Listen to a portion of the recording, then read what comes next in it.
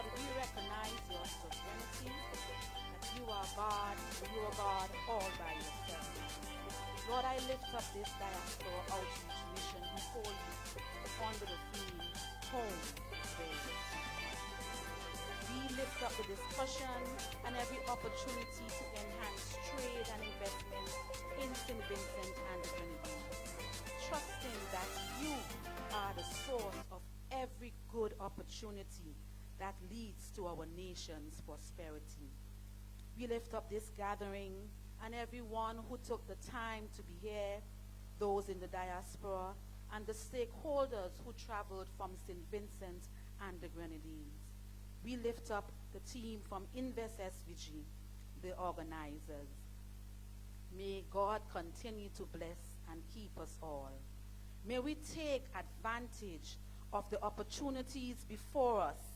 Lord, we thank you for the strategic partnerships and the connection we have made. May we continue to work together to build our blessed country. We pray for a productive meeting, and may the fruits of these investment and trade arrangements transform our nation and create wealth for the generations to come. Lord, I commit this meeting into your hands, knowing that which we commit, you are always able to establish. These I pray and ask in Jesus' precious name. Amen. Keep standing for the national anthem.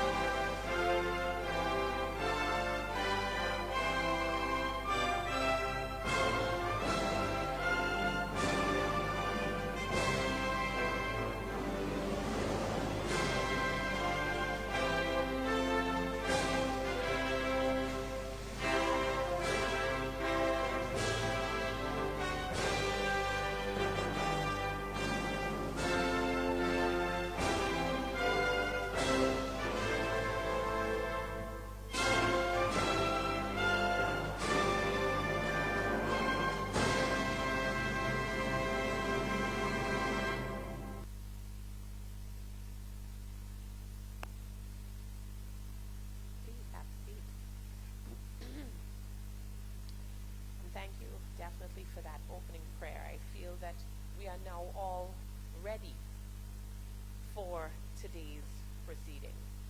Now, before we start, I want to acknowledge the presence of the Honorable Laverne King, Senator and Minister of State, Ministry of Education, Vocational Training, Innovation, and Digital Transformation.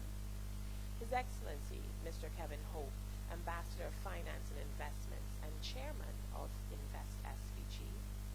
His Excellency, Mr. Brenton Horn, High Commissioner of St. Vincent and the Grenadines to the United Kingdom.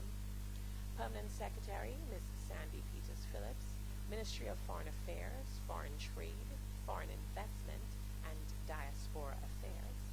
His Excellency, Mr. Alan Alexander, Director, Regional Integration and Diaspora Unit. Ms. Okolo John Patrick, Director of Foreign Trade. Mr. Christo Primus, Head of Private Sector Development Department. Mr. Tyrone James, Chairman of National Properties Limited.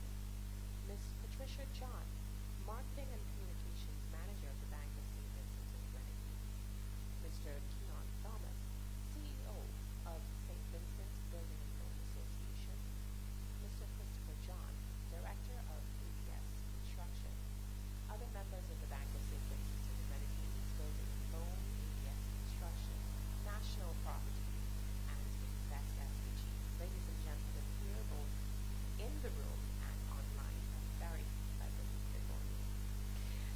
to officially open our hearts and our proceedings today, I have the distinct honor of introducing a man who has been put in place to champion the interests of Vincentians here in the UK, our High Commissioner, His Excellency, Mr. Brenton Horn. We'll now welcome him to the podium.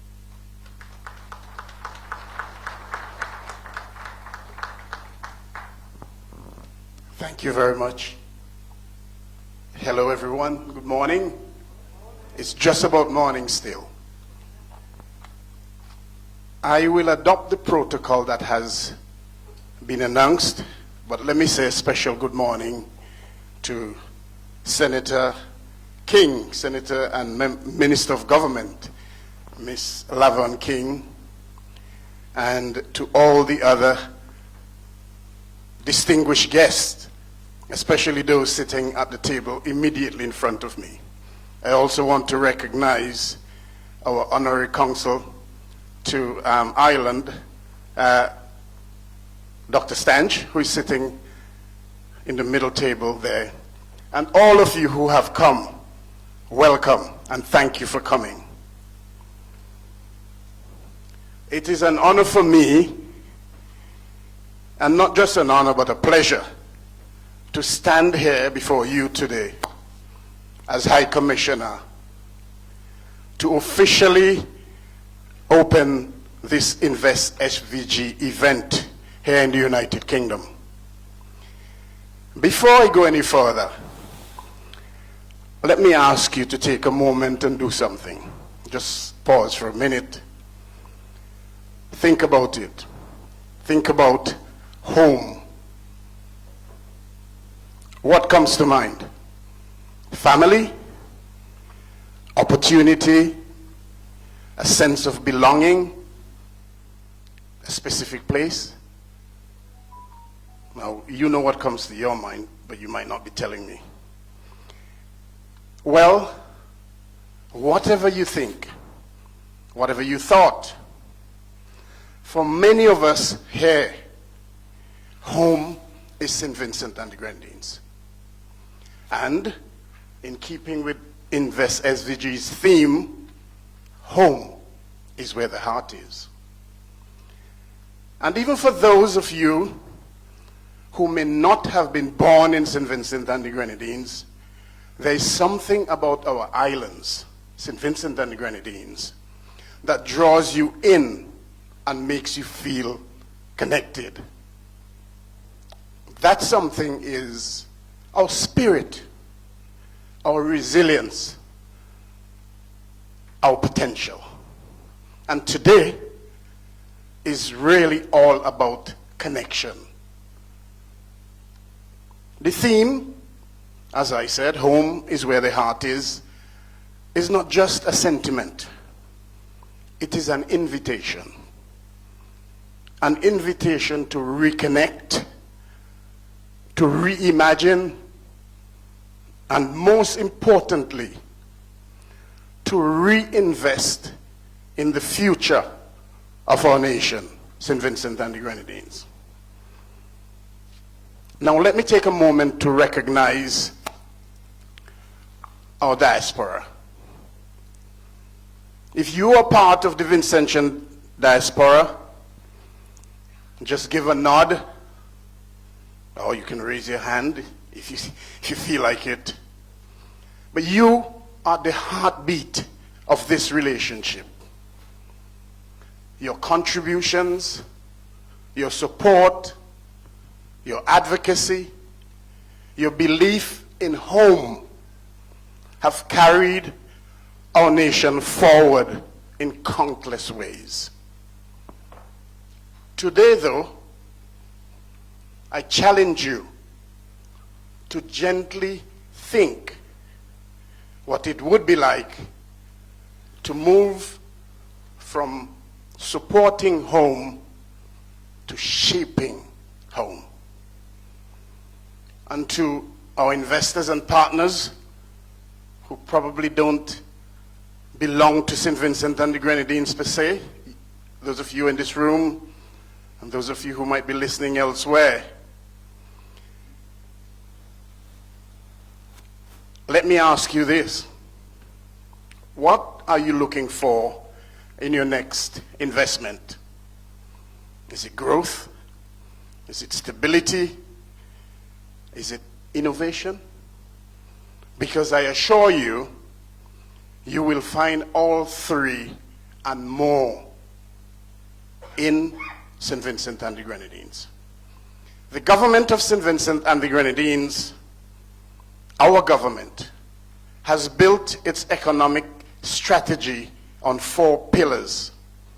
And I would just mention them to you because I know others will go into them in detail. Tourism. It's not just about sea and sand. There's a whole lot more to tourism. And some of you here might have some good, bright ideas which will propel St. Vincent and the Grenadines. There's agriculture. And it's not just about traditional agriculture, but adding value, scaling up production, and getting St. Vincent and the Grenadines in the markets in this country. And I'm sure many of you here will also have some bright ideas how to do that. Yes, the blue economy. It's not just about the ocean, what is above, but more like what's beneath. And so think about that. And then there's the new economy, which is about technology, entrepreneurship, digital transformation, creativeness.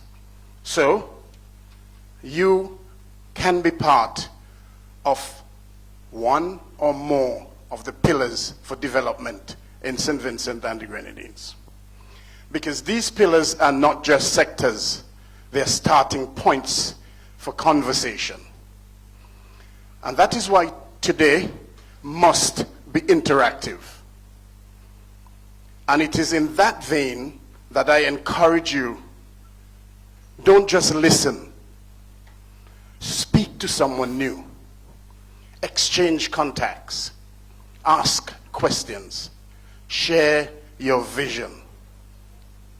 Because if you leave here having only met the person you came with, and if you didn't come with anybody, you'll be leaving with yourself not having met anybody, you will have missed an opportunity that this room offers today. Invest SVG and their partners, all of the partners, are here as your partners. They're here to guide you, to connect you, and to help turn investment into action. Because ultimately, that is not just about investment in a traditional sense. It is about building something meaningful, something lasting for St. Vincent and the Grenadines. So whether you're connecting with your roots, exploring new ventures, or strengthening partnership or partnerships, know that you are part of something bigger. Because when we invest in St. Vincent and the Grenadines, we are not just investing in a place. We are investing in home. And every strong home is built through shared effort. So today, let's engage. Let's connect. Let's build. After all, home is where the heart is. And it is now my great pleasure to officially declare this Invest SVG UK event open. Thank you, and I wish you all a truly engaging and productive experience. Thank you very much. Thank you so very much, Your Excellency. Definitely words of welcome that feel like a warm breeze from home. And I know that's very appreciated here with the weather that's going on. Might I say, it's quite a nice day, so we did bring the sunshine with us as well. I just want to say that I felt very at home in starting this presentation. So much at home that I made a little misstep, and because we're all friends and family, I know that you will forgive me. But introducing my good self, My name is Shauna Brown Jacobs. I am the Investment Facilitation Services Manager at Invest SVG. But for today, I will wear a very different hat. I will be your Madame of Ceremonies. Now, before we move on to our program, I do want to turn your attention to our screens as we give a small presentation in terms of the islands of opportunity, of which I'm sure we all know about, but we are definitely missing, and this is why we want you to come back home. Imagine yourself in an unspoiled paradise, a slice of heaven that was bestowed upon the earth, where infinite blue meets sparkling black, where culture connects with soul, and where creativity merges with innovation. 32 islands and keys, bustling with infinite potential across the pillars of our economy, and defined by our people, places, and spaces. An ever-blooming tourism sector ripe for the picking, the region's most pristine marine environments carrying our blue economy, and lush volcanic soil serving as the foundation of our abundant agricultural engine. St. Vincent and the Grenadines is untapped potential in its purest form. We are a country that you experience and not just study, with policies and governance that are intentional with their approach to development, and investment landscapes that truly define us as the islands of opportunity.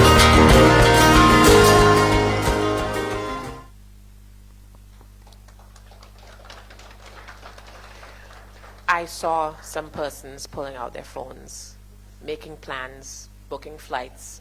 Yes, it's time to come back home. Now, the word diaspora, that is us. That is who we are.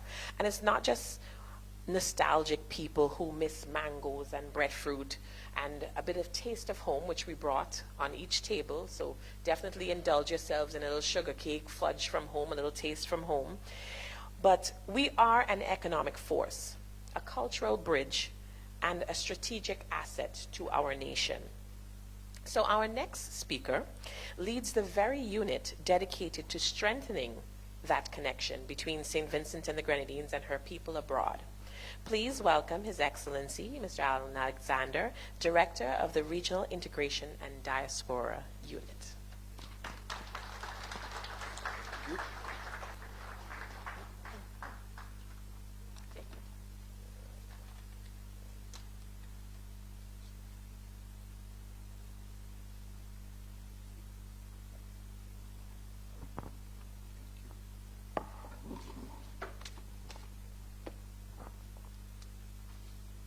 Senator Laverne King, Minister of State in the Ministry of Education, His Excellency Mr. Kevin Hope, Chairman of Invest SVG, His Excellency Mr. Brayton Horn, High Commissioner of St. Vincent and the Grenadines to the United Kingdom, Mrs. Sandy Phillips-Peters, Permanent Secretary in the Ministry of Foreign Affairs, Foreign Trade, and Diaspora Affairs, and team from the ministry, the team from Invest SVG, Bank of St. Vincent and the Grenadines, National Properties Limited, ADS Construction, and other partners, specially invited guests, the media, and most importantly, my brothers and sisters here in the diaspora. A pleasant good morning to you. Let me first begin by bringing you warm greetings from home, from St. Vincent and the Grenadines, the land of our birth, our heritage, and our shared identity. It is really indeed a pleasure to be here again on another important diaspora outreach program. Standing here in London, among so many proud Vincentians, I am reminded of a simple but powerful truth. Home is not just a place, it's a people. And today, home is right here with us. You represent resilience, You represent sacrifice, and more importantly, you represent possibility. For decades, the Vincentian diaspora has been a pillar of national support through remittances, through advocacy, through the quiet but consistent commitment to family and country. You have helped to sustain our nation through most of its difficult times. But today, we have come to you at a defining moment, because we are now entering into a new era in the relationship between St. Vincent and the Grenadines and the diaspora. An era where we must move beyond just remittances into investment, beyond emotional connections into structured engagement, beyond nostalgia into nation-building partnerships. For a very long time, diaspora engagement have been viewed in a constricted way. We celebrate the dollars coming home, yes. We appreciate the barrels and the support, absolutely. But we are now forced to recognize something deeper. The greatest value of the Vincentian diaspora is not just what you send. It is what you know, it is what you build, and what you can create with us. You're all professionals, entrepreneurs, investors, and innovators. You have access to substantial networks, access to capital, technology, and ideas that can transform the development trajectory of our home. So the question before us is not whether the diaspora has a role to play in national development. The real question is, how do we unlock that role in a meaningful, structured, and mutually beneficial way? The government of St. Vincent and Grenadines had heard that call. There is now a renewed national thrust to reposition diaspora engagement, not as an afterthought, but as a strategic pillar of development. Back in Kingston, we are actively working to create clearer pathways for diaspora investment. We are continuing working to improve ease of doing business for returning nationals, to facilitate better land access and development investment opportunities, and we are working towards rebuilding trust, transparency, and long-term partnership frameworks. And very importantly, we are strengthening the institutional support through the repositioning of the Regional Integration and Diaspora Unit to a stronger, more meaningful department specifically targeting diaspora affairs. This is all because we understand something very, very critical. Engagement must be intentional, investment must be supported, and partnership must be built on trust. So what does investment look like? Diaspora investment look like? When we speak of investment, we're not just speaking about the large-scale, multi-million-dollar type ventures, though we definitely continue to welcome those. We are, however, speaking about layered participation, such as investing in tourism and hospitality, especially opportunities in niche, sustainable, or heritage tourism, supporting agriculture and agro-processing in areas of added value, engaging in commercial real estate and housing development, bringing innovation into digital services and remote business operation, and partnering in education, training, and mentorship programs with our youth. And that's just to name a few. Because nation building is not just about physical infrastructure, but also about human development, and in this case, development of the people of St. Vincent and the Grenadines. Many of you have left home predominantly in search of a better life, more opportunities for yourselves and families. A sacrifice that we definitely do not take lightly. With this in mind, our aim through this exercise is to re-engineer the process of creating conditions for you to contribute and return, not just physically, but economically.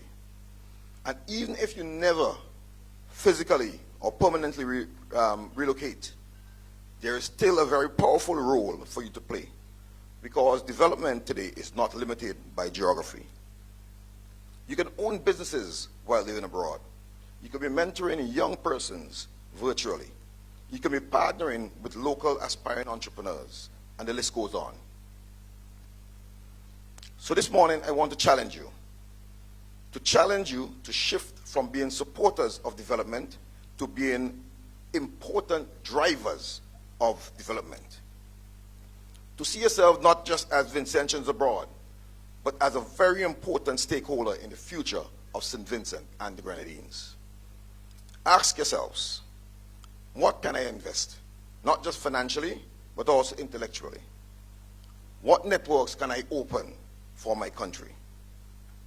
What legacy do I want to leave behind in the land of my birth? Because ultimately, this is about legacy. And this call to action is not just for first generation Vincentians, but also for second generation, since the process is now much easier for you to become full citizens of the land of your heritage, allowing you to also benefit from contributions and investing in St. Vincent and the Grenadines. Let us not forget, development is not economic, it is also deeply emotional and cultural. Every investment you make, every initiative you support, every connection that you strengthen is a declaration that I still belong, I still care, and I am still very much part of this Vinci story. My friends, St. Vincent and the Grenadines is on a journey of resilience, a journey of transformation, a journey that requires and needs all of us at home and abroad. And as we stand here on the brink of this renewed push in the way we engage our diaspora, I want to say to you, the time is now. Now to invest, now to reconnect, now to build.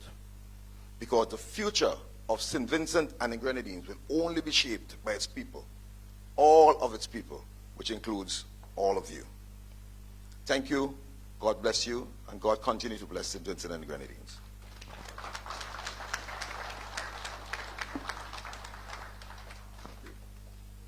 Thank you so very much, Your Excellency. I definitely think that the bridge between home and here feels a lot shorter right now after your remarks. I do want to take a small moment to speak about something that His Excellency said. He spoke about the fact that we are strengthening our diaspora department. And if you missed it, I'm pointing it out again. This not only says that you are important, but it emphasizes the fact that we care. And the fact that you're here, we are definitely working together for strengthened relationships with you in the diaspora to come back home. Now, if any of you have been following what the Bank of St. Vincent and the Grenadines has been doing with their services and dedicated diaspora unit, then they are definitely here to better serve you. So if you didn't know, now you know, right? And so to speak of that energy and to paint a very good picture of that opportunity, please welcome Ms. Patricia John, Marketing and Communications Manager of the Bank of St. Vincent and the Grenadines, as well as our platinum sponsor, making things like this a possibility.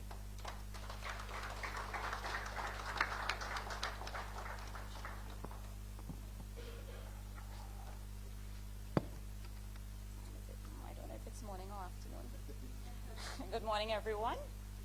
Please allow me to adopt the established protocols and just to say what an absolute pleasure it is for us to be back here in London once again after having such a wonderful experience last year. I tell you that with all that's taking place in the world around us, some of our team had a bit of anxiety when we heard that we had to leave our little paradise and travel further afield. But out of an abundance of love for you, our friends and family in the diaspora, it was actually a no-brainer for our management team to decide to come back on board this year as the platinum sponsor of this most significant initiative. Last year was absolutely phenomenal, and the team dynamic was off the chart. So we made some lifelong connections with the teams that we traveled with. And these are not just personal connections. These are connections that help us to work together even better to be able to serve you. More importantly, our engagements with you last year was really rich and meaningful. You actually helped to shape the bank's 2025 to 2027 strategy by sharing your perspectives, your experience, and of course, your challenges. We actually came away with a much deeper understanding of your frame of reference, and we hope that in our exchanges, you also learned a bit about our quirks, our hurdles, and above all, our genuine desire to serve you and to meet you where you are. Because at the end of the day, home is where the heart is, and we want to make sure that no matter where you reside, that we are never outside of your reach. Now, before I go on, I want to fulfill a very important duty that I've been entrusted with, and that is delivering greetings to you. Because with the weight of all the greetings that we had to bring, we almost had to pay some baggage fees at the airport just to bring them to you. But seriously, on behalf of the Board of Directors, our Managing Director, Mr. Derry Williams, the management, and the entire staff of BOSVG, we bring greetings, heartfelt greetings to you. And these are not just words. They are reminders that though you may be far from home, you are never far from our hearts. And just to go a little step further, we actually put together a video greeting crafted especially for you from the office of the Deputy Managing Director, Mr. Benny Stapleton. Just think about it as a piece of home delivered to you with love and, very importantly, without any baggage fees. So you can take a look at the monitor.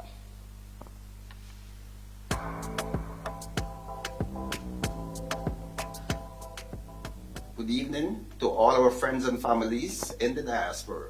Greetings from beautiful St. Vincent and the Grenadines. On behalf of the Board of Directors, management, and staff of the Bank of St. Vincent and the Grenadines Limited, we are pleased to have dispatched a dedicated team to meet you across these 4 locations.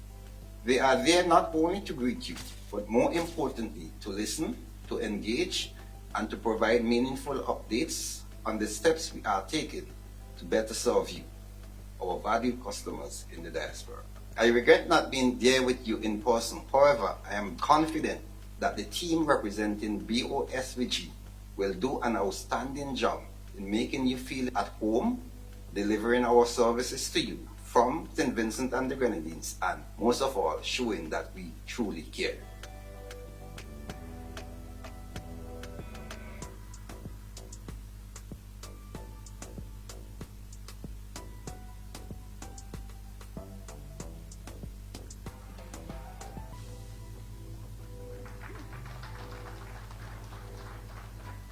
Well, I hope you all felt the warmth of that greeting, not just from the Deputy Managing Director, but from every one of the staff that waved at you with genuine regard. And did you notice those blue skies? That's not by accident.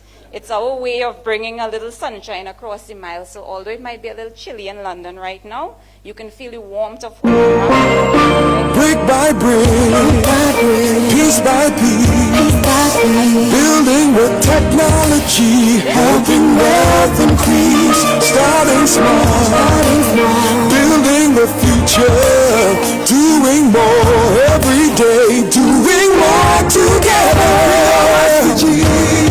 The bank we count on, BOSVG, our one bank together we're strong. Our nation's bank, standing long. We updated our organization charts to formally include the unit. We went back to the board, we got approval, and then we set out on a recruitment exercise to ensure that it was staffed with the right personnel.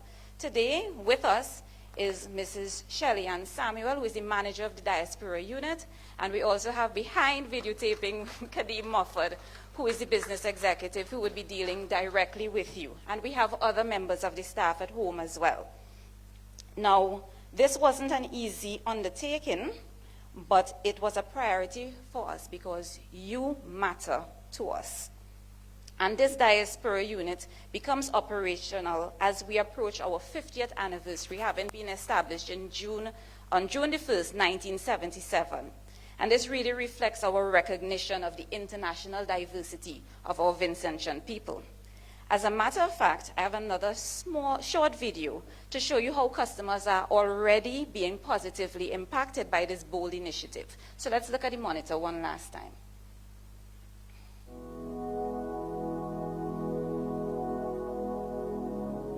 Hi, I'm here from Toronto, Ontario, where I live, and my roots are in the beautiful St. Vincent and the Grenadines. And today I'm going to tell you about my own experience with opening a bank account with the Bank of St. Vincent. It was surprisingly straightforward. I was a little bit hesitant, but folks at the bank were so helpful. One of the big things I think to help me prepare was to view the website, read all the FAQs, and look to see what I needed to come. So I came armed with the information that I thought the bank needed. Booked an appointment, came in. It was wonderful. So as I said earlier, I live in Toronto, so relatively new to trying to settle in a new country, or trying, whether it be part-time or full-time. So I wanted to tell you a little bit about the actual process that we went through. We initially, as I said earlier, we initially did a research online on the bank's website. I reached out as an inquiry, like, how do I do this? How do I start? I got a response by email, which was, encouraging, and I was happy for that. I received a feedback and requested an appointment to see someone. I was able to connect with Ms. Shelly-Ann Samuel. I booked an appointment before I got to St. Vincent, met with Shelly-Ann and her colleague Craig Morris, and together it was like they knew everything that I was thinking about. And I came armed with trying to ask lots of questions and thinking that I would need 2 or 3 trips into the bank, which I was warned about. You'll take a whole week just to get an answer, but I promptly got an email back. I was provided with instructions, the kind of documents that we needed to bring with us.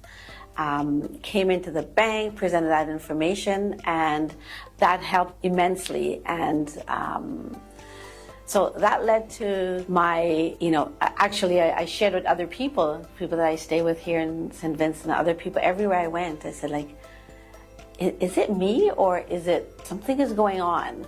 I feel like there's a change, because I actually, many years ago, over 20 years ago, I did try this process. I gave up. I thought, I'm not doing this. So this was very encouraging, and really and truly, if you're thinking about it, I think this is probably the place to do it.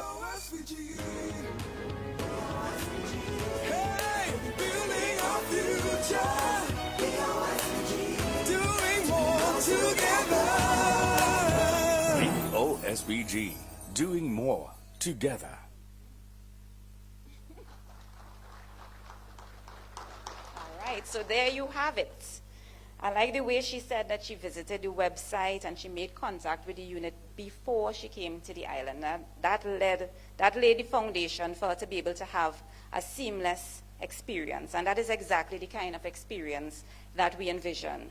Now, let me be clear. As I said I think it was New York last year, when I said seamless, it doesn't mean that you have fewer requirements. We know that the paperwork could feel a bit heavy, and yes, we've heard your concerns. But because you live and you work abroad, we are required to carry out what is called enhanced due diligence. And that means that the documentation, you'll do more documentation than a Vincentian living at home. And these requirements, they're not there or meant to frustrate you, but they're designed to satisfy our regulators, the Eastern Caribbean Central Bank, and to protect our correspondent banking relationships. And I'm sure you would appreciate how vital these relationships are, because this is how we do business with you in the diaspora. But serving you is not just about structure, it's also about accessibility. And that's why we've turned our attention to how we connect with you in real time, which takes me to my second message about our Digital Engagement Center. Now, we understand as you conduct your business with us and you use the platforms, it gives rise to questions and you may need assistance with troubleshooting. And so around 2021, we would have established our digital engagement unit, which is a dedicated call center designed to provide timely support and to ease the burden on the departments that are processing critical work. And that initiative has already proven to be a tremendous asset to our operations. Yet, as with any project, we reevaluate and refine. And now we ask ourselves, how could we extend that level of service to our international customers who live in different time zones and who deserve the same real-time support? The answer, of course, lies in growth. So plans are already on the way to expanding the operating hours of that digital engagement center. We plan to pair those extended working hours with the use of advanced technology with the aim of ensuring that every Vincentian, whether they're living at home or abroad, can access seamless support whenever they need it. And this is more than just customer service. It is a commitment to connection. But service is only one part of our mission. We also believe that true empowerment comes from when service is paired with knowledge. And that is why, alongside strengthening our customer support, we have invested heavily in financial education. And I'll tell you why briefly. Around 2022-2023, our central bank conducted what they call a financial literacy and inclusion survey across the OECS countries. Now, the survey reveals some financial literacy gaps, specifically in St. Vincent and the Grenadines, as unfortunately, we came in with the lowest results overall. Coming out of that, the management of Bank of St. Vincent and the Grenadines saw an opportunity to act. We introduced sessions to bridge these gaps, launching a comprehensive educational initiative. So starting with fourth form students and their teachers across St. Vincent and the Grenadines, we taught the fundamentals of budgeting, income management, investing, and for the teachers, planning for retirement. We then extended that drive to business houses across St. Vincent and the Grenadines, fostering a culture where knowledge is shared and empowerment multiplies exponentially. That ripple effect grew into a transformative movement that was recognized from our central bank, with the honor of Bank of St. Vincent and the Grenadines being named Bank of the Year 2025 for financial education and empowerment. Now, that award was a powerful affirmation of our efforts to educate and empower the people of St. Vincent and the Grenadines. And it was a moment of pride, not just for Bank of St. Vincent and the Grenadines, but for every Vincentian who believes that knowledge is the key to financial freedom. But empowerment is only the beginning. Knowledge gives us confidence, and confidence opens the door to opportunity. And when I look around St. Vincent and the Grenadines today, I see the opportunities rising in every corner of our island. Bear with me, I'm actually at my last message, which deals on a focus on investment. Now, as a resident of St. Vincent and the Grenadines, moving about and conducting my everyday business, I can't help but notice how St. Vincent's has developed and continues to be developing, as there are several projects that are being currently undertaken. So what I want to do for the few remaining moments is take you on my typical ride from home to work. Let's say, for argument's sake, I live in Peruvianville. I actually live in Glen, but the drive is better if we start at Peruvianville. And let's make it a Wednesday, okay? So we're ready? All right, we're going to pull off onto what we call our Windward Highway. And we're going to indicate and turn left, I think, as we go down to the Argyle International Airport, where BOSVG has an exchange bureau and also an ATM. And I'll tell you, as we get down there, we're going to struggle to find a park, because Wednesday is the day when most of the international flights come in. But I have a little bank park, so we covered.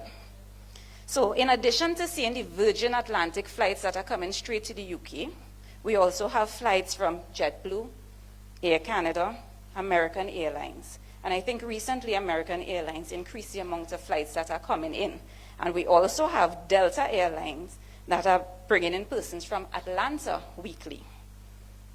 Interestingly, I think I was listening to an announcement last month, and the statistics show that In 2025, we hit a historic milestone with stayover visitors in St. Vincent. We reached over 120,000 stayover visitors, which was a 17.4% increase over 2024.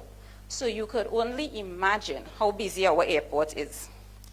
That's why we're not staying long. Just enough time for me to maybe say hello to my coworker at the Exchange Bureau. I might take out some cash from the ATM and we're off. So as we push off from there, the drive is a showcase of progress. As we drive, of course, we pass the new Diamond Stadium sports facility, and that is set to be completed this month. It houses a gym, massage room, administrative officers, balcony overlooking the track, the full works. Then, as we turn from there, we come upon the recently completed Holiday Inn, followed by Diamond Supermarket.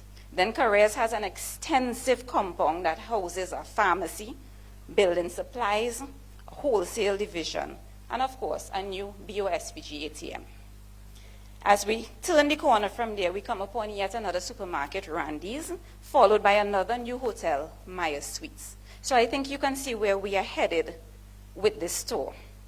As we weave around the corners, we're going to come into Calico, and you know the police station is a landmark in Calico, and I think most of you would have read that it was gutted by fire.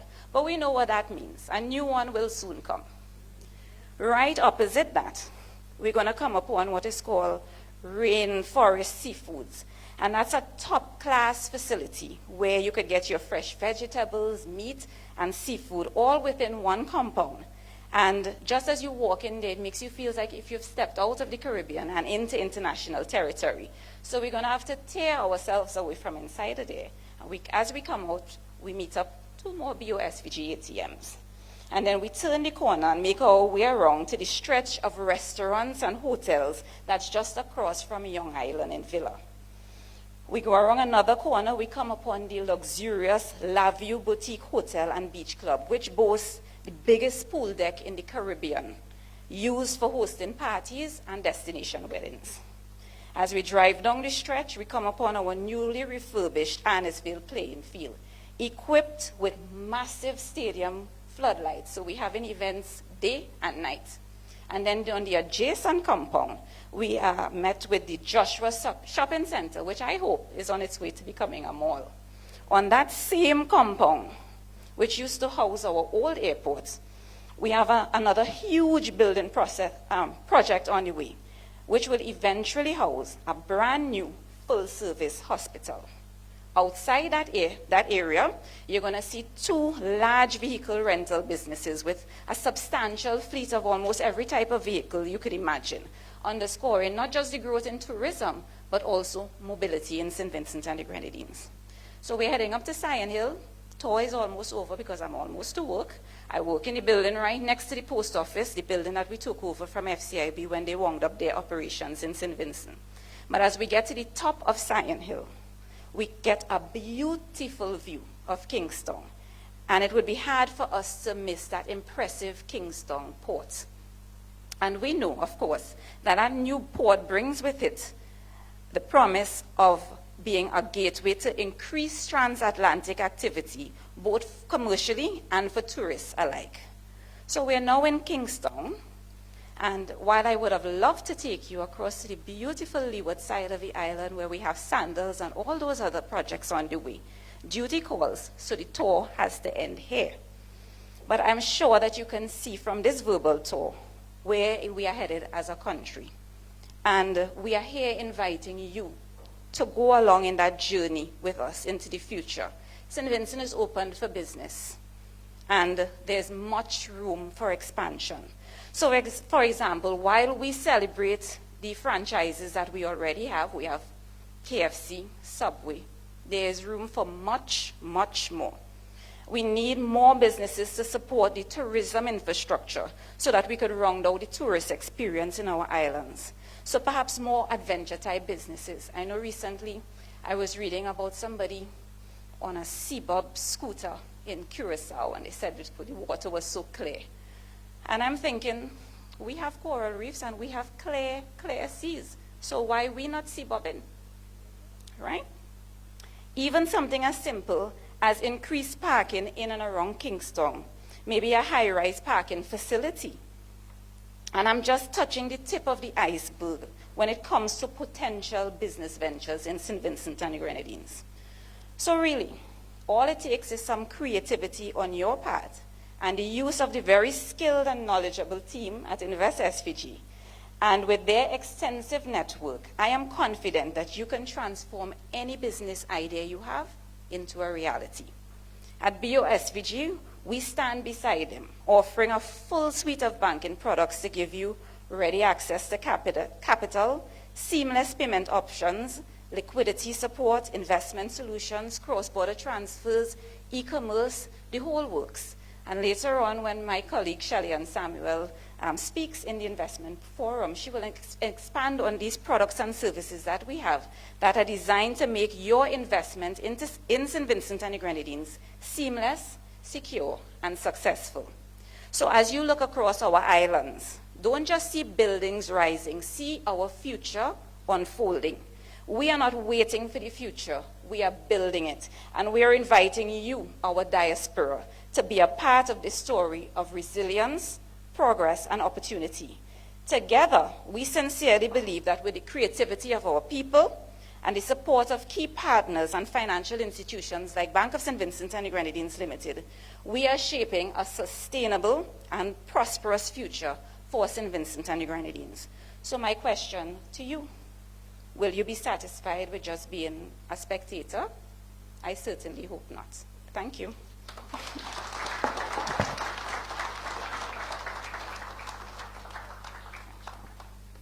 Thank you so very much, Ms. John.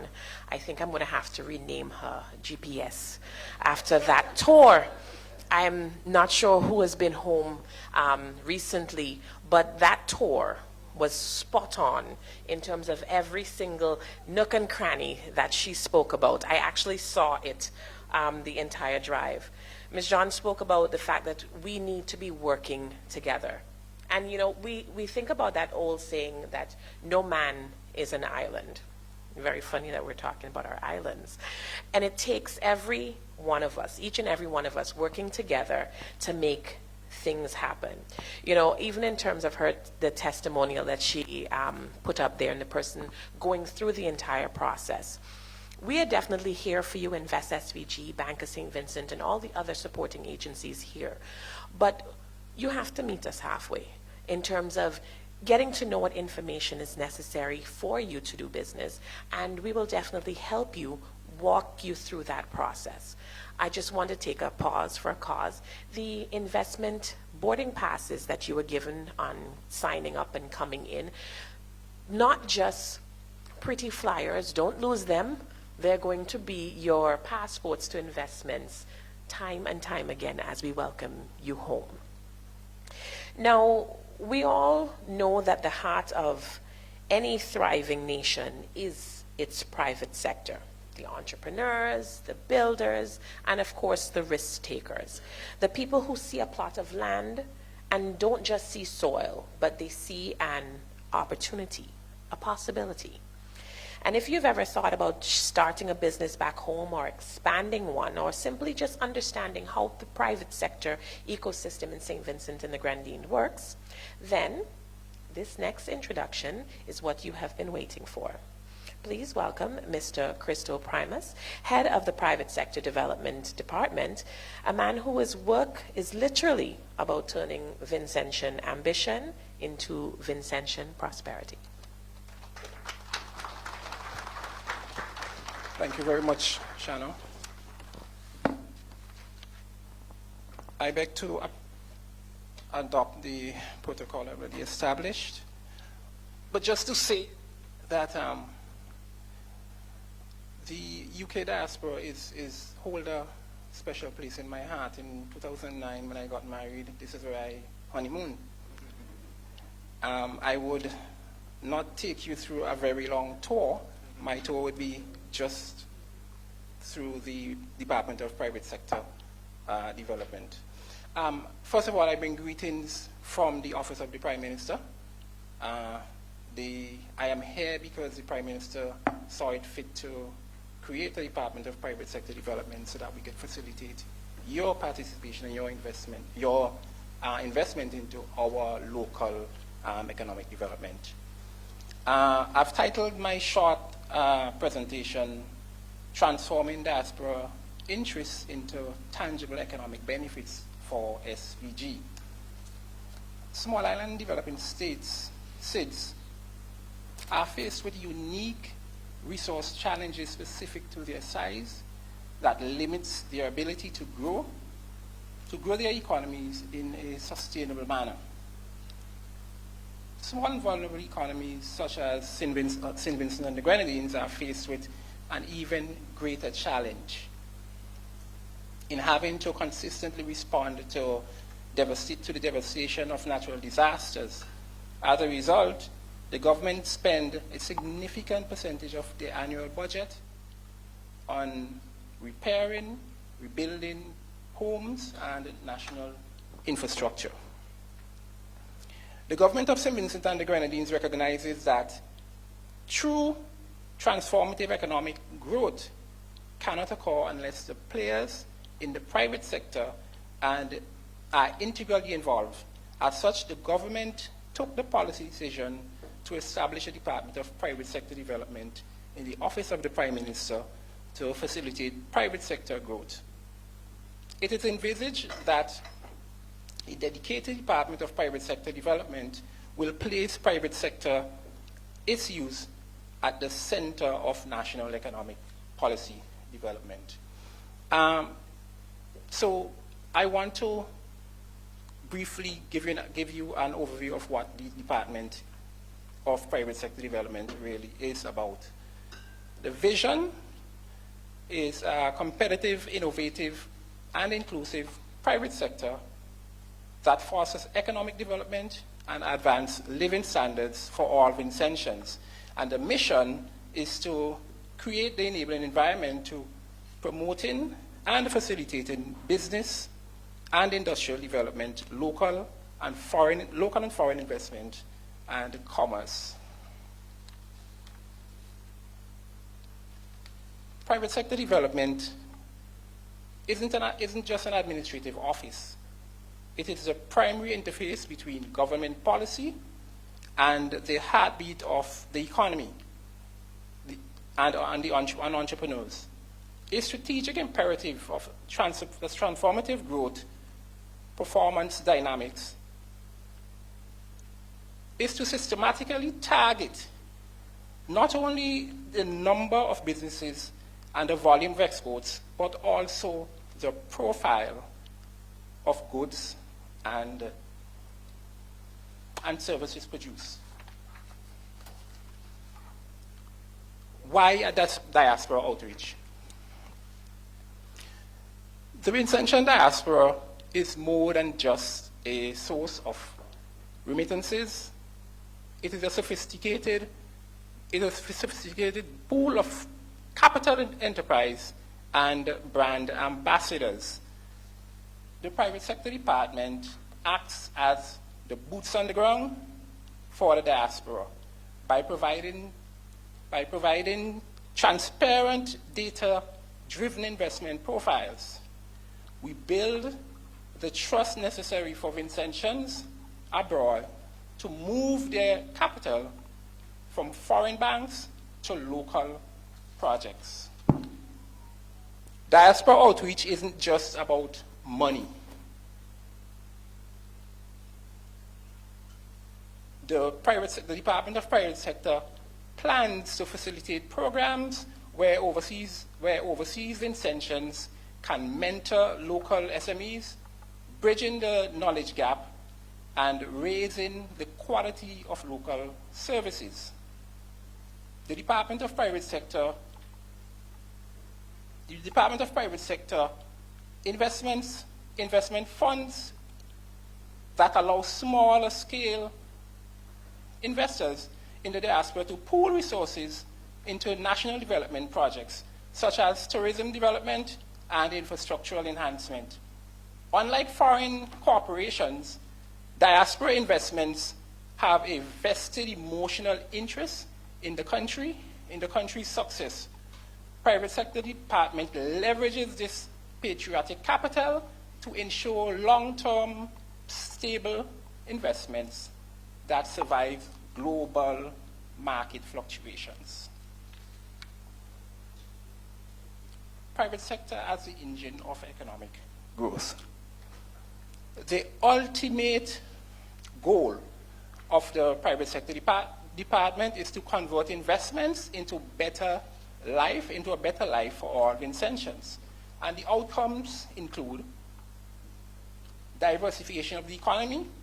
By supporting the private sector, the department reduces the nation's reliance on traditional sectors. They are the architects behind the move into digital services and sustainable tourism, job creation, and wealth. A thriving private sector is the largest employer in SVG. Private sector development focuses on small and medium enterprises, ensures profits stay in the country, creating a multiplier effect where $1 invested circulates several times locally. Improving the ease of doing business. Private sector development identifies bureaucratic bottlenecks and advocates for policy changes by making it easier to register a business, acquire a license, lower the barriers to entry for new entrepreneurs.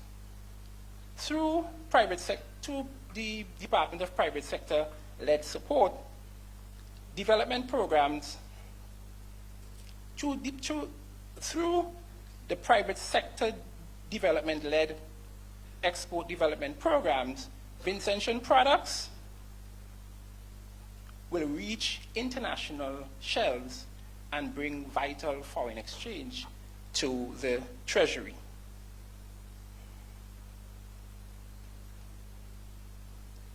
Some of the key actions that we plan as a department to do in 2026 includes the creation of a private sector development council. Now, this council will be developed specifically so that private sector entities would have a seat at the decision-making table. We are about to take a number of private sector development acts to Parliament, which includes the Small Business Development Bill. We also on the verge of the creation of a National Development Bank. We are also amending the Companies Act, which is a significant challenge to doing business in St. Vincent, given the length of time it takes to register a business. The Department of Private Sector Development is the glue that binds our diaspora aspirations to our national reality. When we empower our private sector, we aren't just helping businesses to grow. We are building a resilient, self-sustaining St. Vincent and the Grenadines that can compete on the world stage while staying rooted in our unique Vincentian identity. Before I close, I just want to encourage you to participate as fully and as honestly as you can. In my week or so in the UK, we've moved about and we've visited a number of establishments here and also persons from the private sector who are interested in investing in St. Vincent and the Grenadines. And the opportunities for investing in St. Vincent are immense. And when I go back, we have to, as quickly as the first day, get to action and start putting things in place to ensure that the leads that we've come into contact with would be actioned as quickly as possible so we don't lose these opportunities, which other countries, neighboring countries, who also have a diaspora here in the UK are ready to take up. So as we network today, I am asking and I'm imploring you, those of you who are living in the diaspora and even our team that's here, that we make use and take full advantage of the networking opportunities and that we act on them as quickly as possible. Once again, let me thank you very much, our Vincentian diaspora and those who have come from near and far here in the UK to participate in this outreach program. Let me thank you once again for participating, and I wish the rest of this diaspora engagement wonderful and a wonderful experience for each and every one of you. Thank you very much.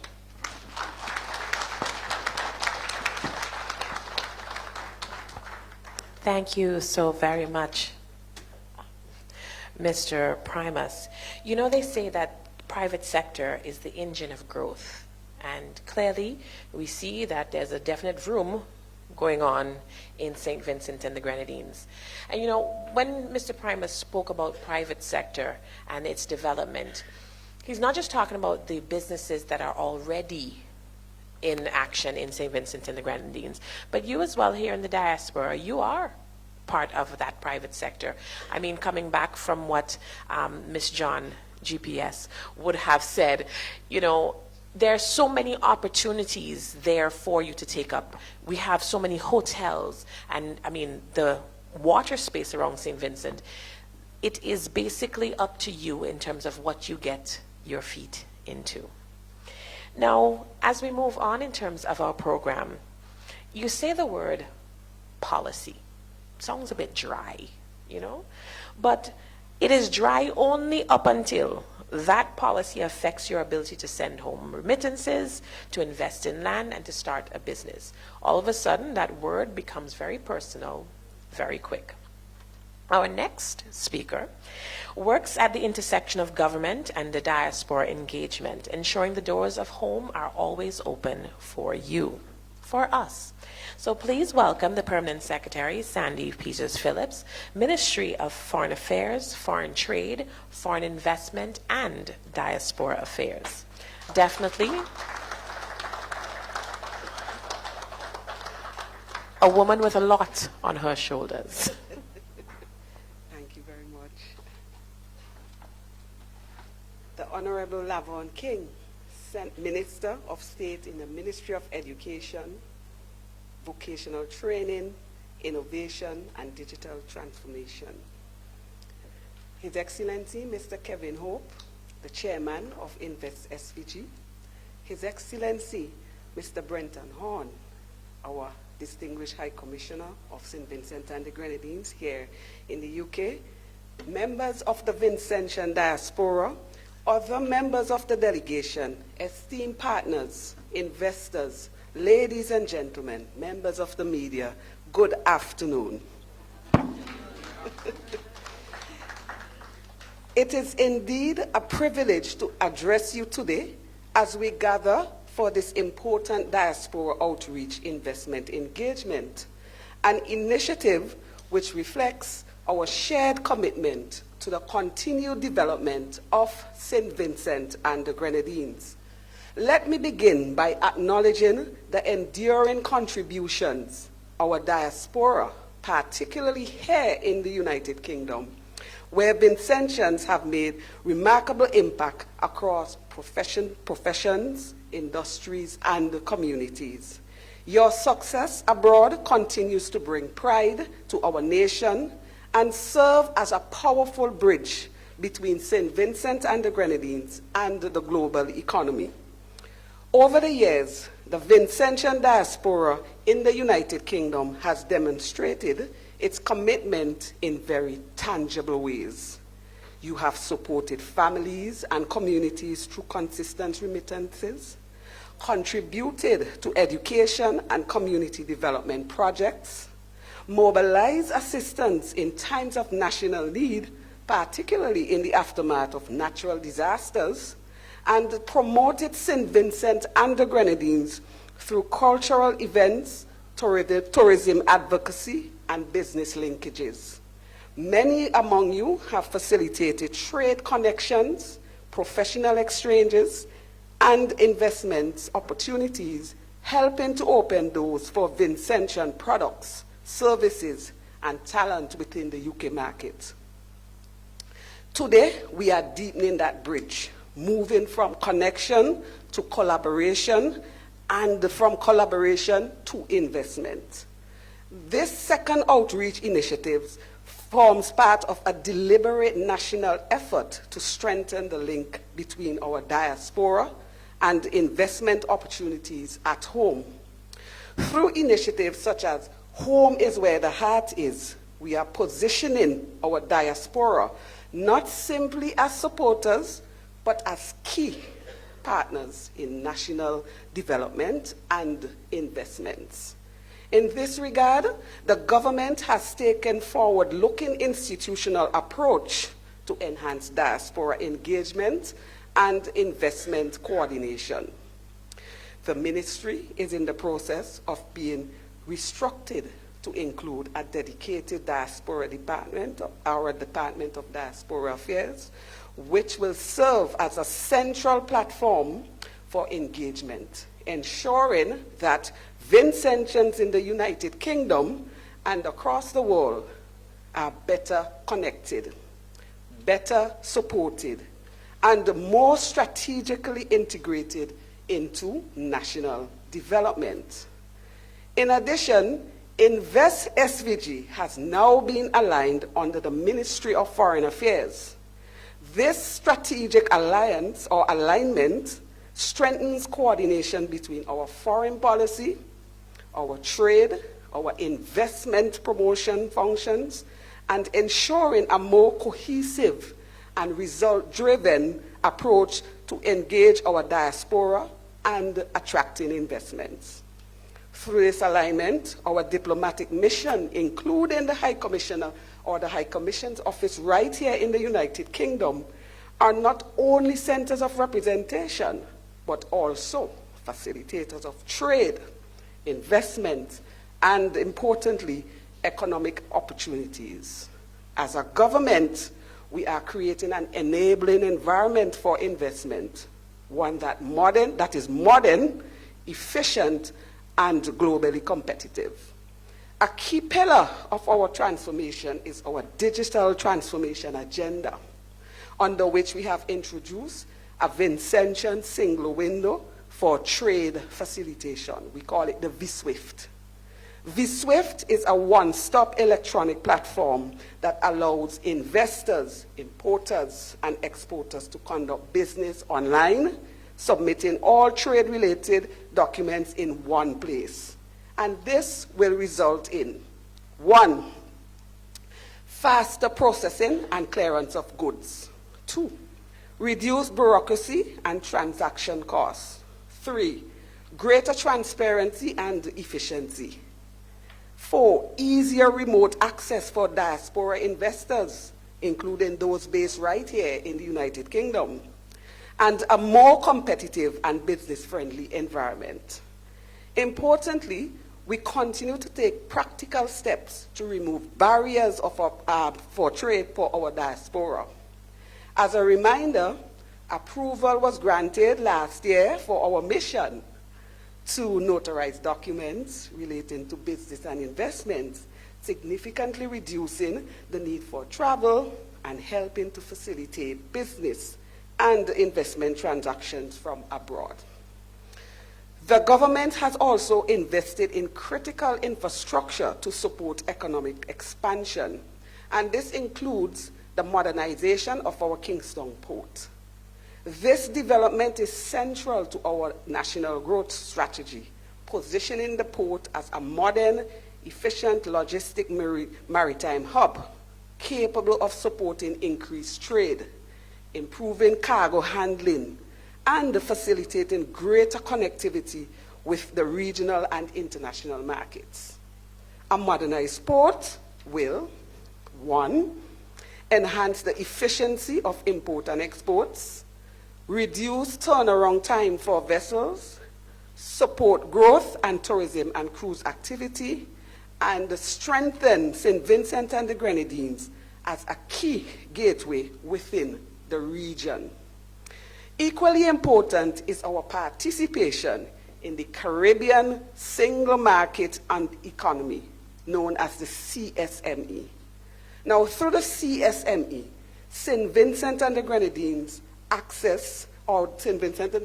will offer, I should say, 1, access to a wider Caribbean market. 2, free movement of skilled labor. 3, free movement of goods and services. And 4, the right of establishment across Caribbean member states. For UK-based investors and the diaspora entrepreneurs, this means that investing in St. Vincent and the Grenadines is not limited to a single market. It provides a gateway for a wider Caribbean region. Ladies and gentlemen, the United Kingdom remains a key partner to St. Vincent and the Grenadines, historically, economically, and culturally. This relationship continues to evolve, creating new opportunities for trade, investment, and development cooperation. For our diaspora in the UK, you are uniquely positioned. You understand the international markets. You have access to the capital and the networks. And you maintain a strong tie at home. This places you in an ideal position to act as connectors of opportunity, linking the UK resources, expertise, and innovation with the Vincentian potential. When we combine institutional reform, digital transformation through the V-Swift, a modern infrastructure such as the Kingston Port, regional integration under the CSME, and the strong diaspora partnerships in the United Kingdom, we are building an economy that is globally connected, regionally integrated, and investment ready. Investment, however, is not only about capital, it is about confidence and partnership. Confidence in our institution, confidence in our policies, and the confidence in the future of our country. To our diaspora, I say clearly, you are not on the outside looking in. You are the integral part of our national development journey, whether through investment, joint ventures, mentorship, or innovation. Your contribution is essential as we build a more resilient and prosperous St. Vincent and the Grenadines. As we move forward, let us transform our connection into concrete action, leveraging our presence here in the United Kingdom, strengthening our institution, and unlocking new opportunities for shared growth. So in closing, home is not just where the heart is, it is where we invest, where we build, and where we secure our future. Together, we can turn connection into investment and investment into tangible benefits. Thank you very much. Thank you.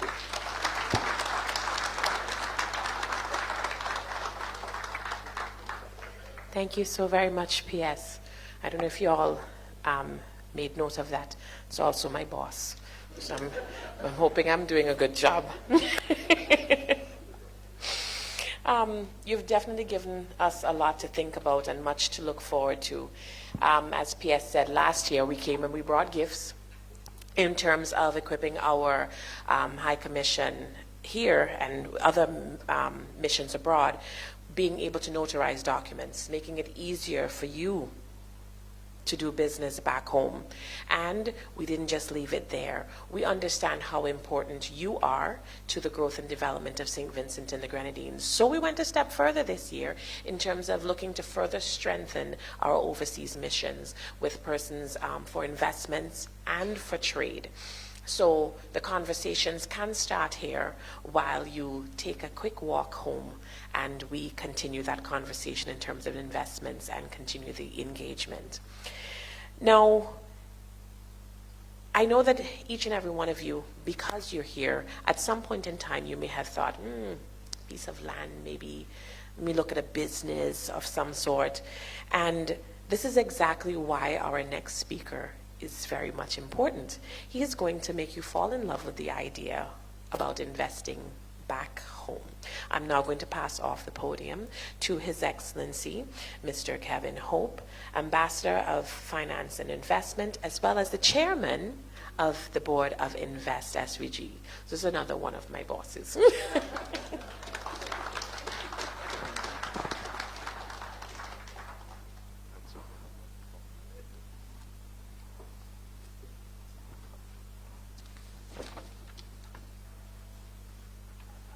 Good afternoon, distinguished attendees.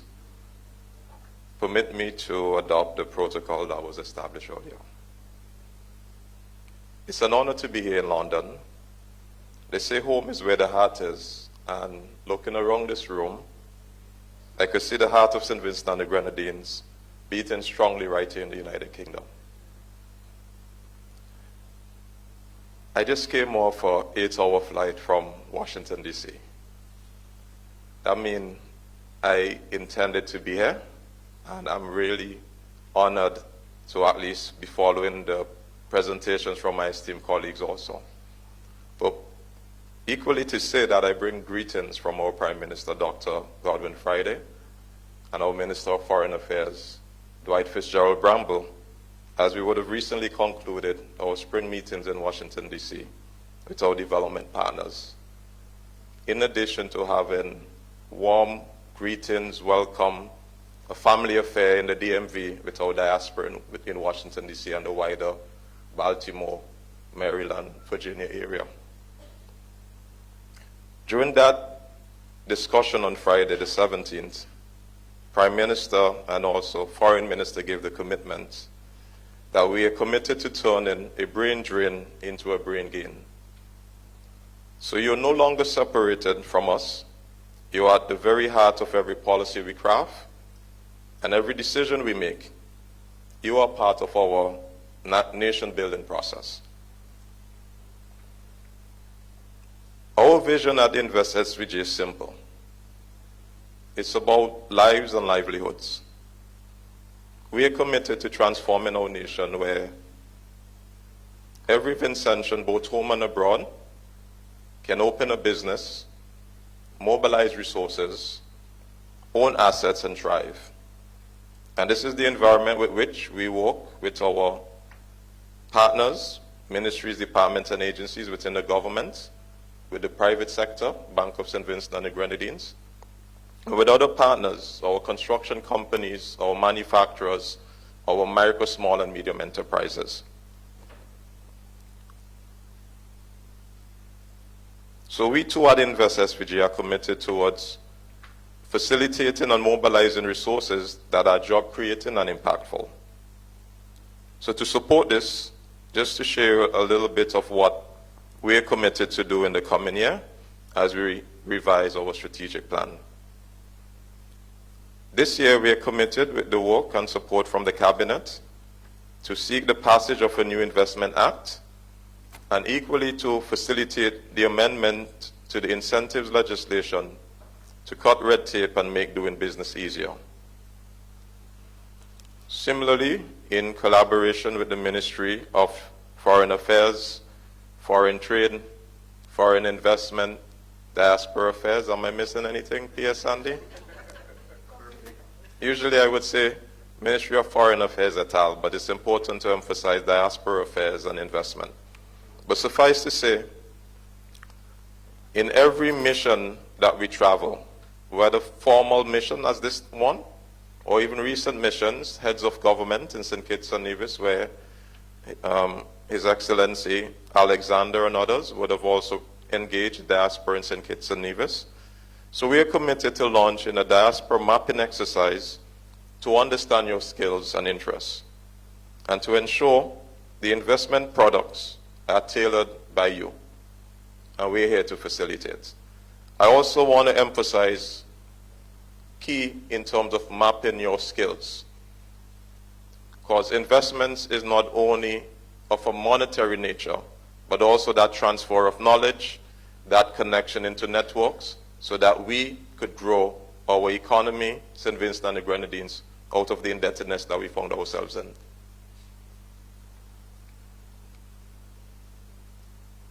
Of importance in terms of our strategic alignment, we're focusing on key pillars, several of which were mentioned before, but permit me to re-emphasize. I think a good marketer always would re-emphasize until it's part of our daily devotion, so we can help to spread the word. A commitment to explore opportunities in tourism, agriculture, the blue economy.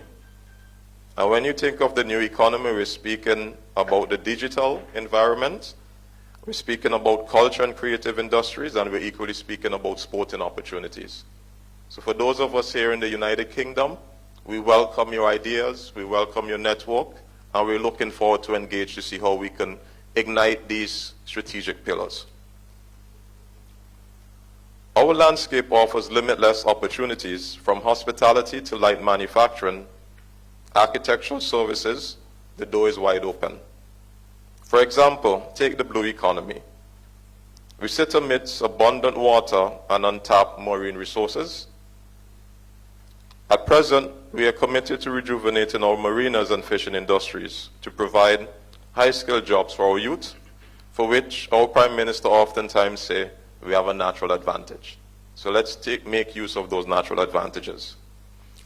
So whether it's a large-scale infrastructure or acting as an angel investor for promising small businesses, your contribution, your leadership, we welcome as part of the transformation for the Vincentian economy.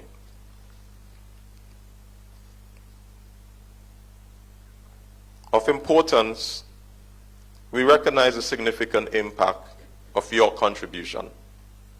With annual remittances estimated around 270 million Eastern Caribbean dollars, or 100 million USD, and which, in having some discussions with my colleague Shanna, we'll say is the equivalent to 3 Holiday Inn hotels in St. Vincent and the Grenadines.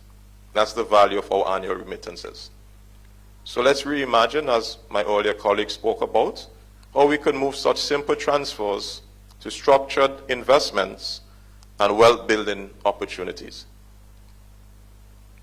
Again, I reiterate, it's not just about the money coming in, but there's another arm of Invest SVG that is oftentimes, probably the best kept secret, which speaks to export promotion.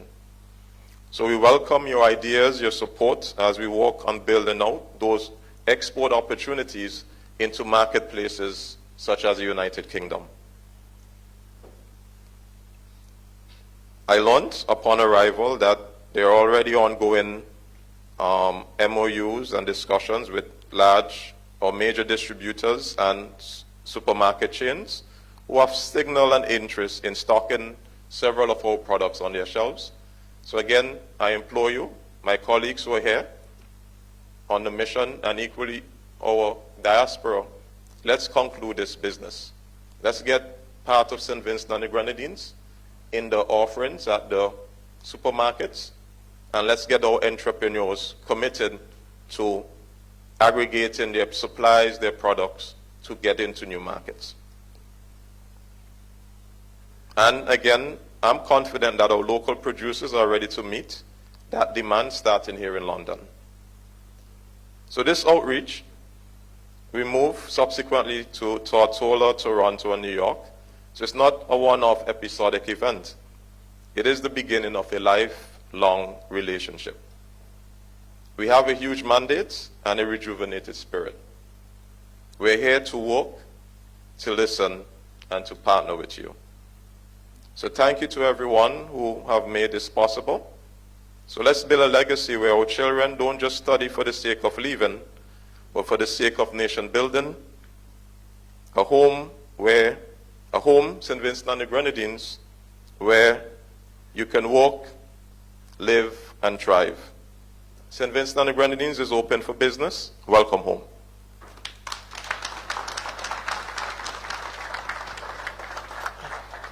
Thank you so very much, Mr. Hope.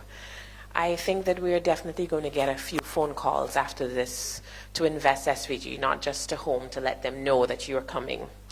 Mr. Hope spoke about the mapping exercise, and I just wanted to re-emphasize how important that is for everyone here in the room.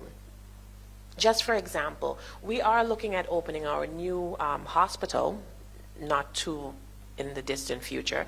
So knowing who we can call on, the expertise that resides here in terms of doctors, nurses, in any of the business areas, it takes more than one to build, and we definitely want to have you at the table and in the conversation. So please share with us so that we can continue to have this engagement going forward. Mr. Hope also touched on a very important point in terms of our export promotions side of things. Yes, Invest SVG, we promote our investment opportunities, not just foreign, but for local and diaspora as well. But for the export side of things, we promote goods and services that have high export potential outside of St. Vincent and the Grenadines, and we did have a lot of great engagement here. Now, before I give the highlight for today, I do want to turn your attention to the monitors. We're going to have a little bit of investor feedback from St. Vincent. I don't want you to just take my word for it, so we brought along a little message for you.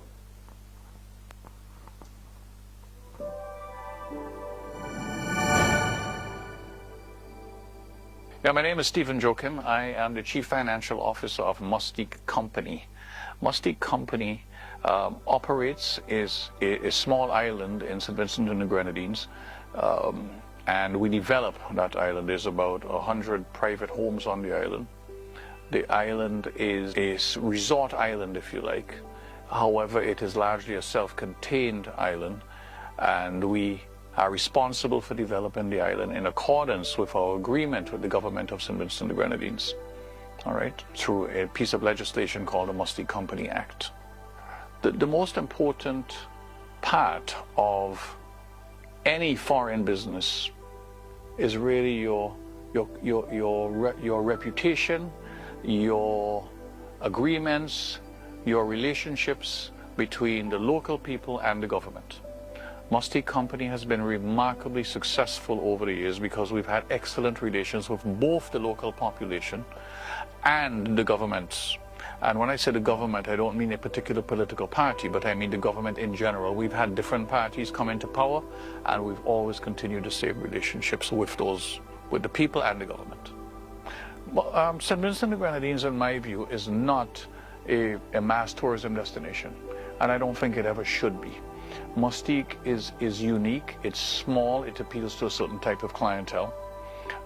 Similarly, I would argue that St. Vincent and the Grenadines as a whole, we're very small islands. We can't have 5,000 room hotels. We would destroy the environment. What makes St. Vincent and the Grenadines a great place is the environment in which we live. And by and large, we have good people in St. Vincent and the Grenadines, by and large. We have people who are generally of a friendly disposition, and people who are relatively easy to do business with and who you can talk to and communicate with. So I think that's a big deal to us in particular, and that's why we've been successful. In the case of, sometimes you have to be very careful about focusing, and you can spread yourself too wide. Mustique has a huge range of owners. We are owned by 100 different shareholders with a wide variety of expertise in many, many areas. The question then is, we are often open to encouraging our homeowners to consider of additional avenues of not just investing, because that implies that you want just a return on your money, but also making a contribution back. The company and its homeowners and its shareholders recognize the benefits that we obtain from made in St. Vincent and the Grenadines, and we feel that we owe the country back something in return. It's not just about extraction, right? It's also about giving back also. It's a partnership, it's not just an investment. I would like to encourage them to look at St. Vincent and the Grenadines as a realistic opportunity where you can combine your investment and get something more out of it, not just a financial return on your investment, but you can feel like you are contributing to help develop a small island nation, you know, and to make our island a little bit better by your investments and by your contributing back to the society also. I feel passionately that we can attract, we have to attract the right kind of people. We don't want to attract people who are just coming here to exploit us to make a buck as quickly as possible. We want people who are going to be here and recognize it's a long-term commitment, you know, it's a long-term contribution that, and what I would encourage them to do if people want to invest is go and speak to people who are already invested here. Come and speak to our homeowners, come and speak to Musty Company and see what our experience has been. And let us tell you the pros and the cons. And I can tell you that in our case, in Musty Company's case, and our shareholders, the pros significantly outweigh the cons. And that's why we have so much demand for Musty and its opportunity. And you can feel better than it being just about finances. Fair enough? 100%. All right.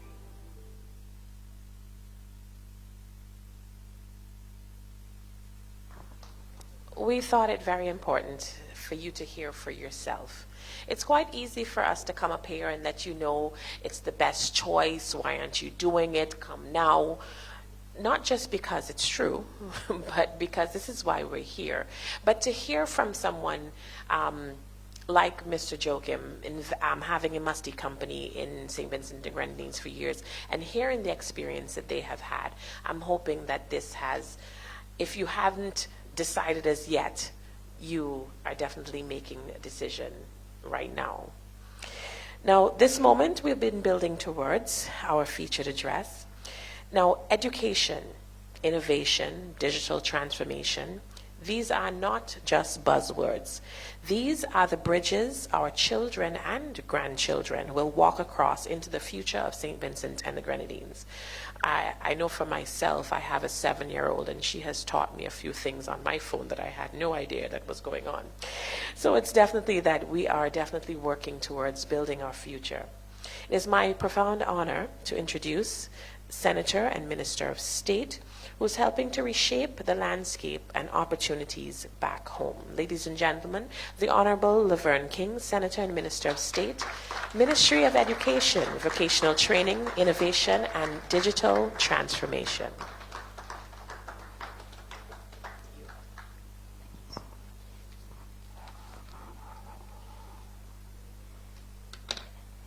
Good afternoon and good morning.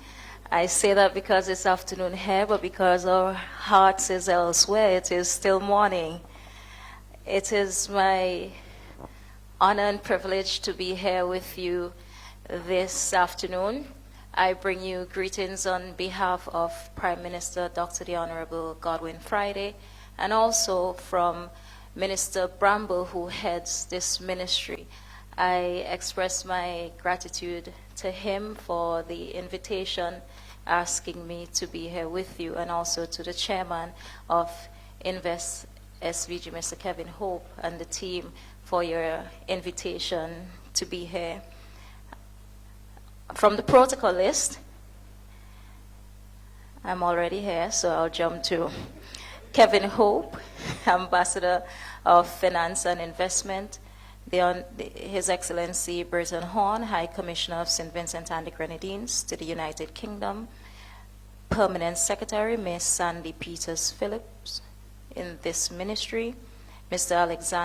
Alan Alexander, Director of Regional Integration and Diaspora Unit, Ms. Okola John Patrick, Director of Foreign Trade, Mr. Christopher Primus, Head of Private Sector Development, Mr. Tyrone James, Chairman of National Properties, Ms. Patricia John, Marketing and Communication Manager at BOSVG, Mr. Keon Thomas, CEO of St. Vincent and Grenadines Building Loan Association, Mr. Christopher John, Director of ADS Construction, other members of the Bank of BOSVG, Building and Loan, ADS Construction, and Invest SVG.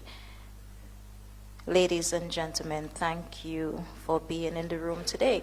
So whilst our speakers were on, I took some notes that I will turn to, but I also brought the speech that I'm to deliver.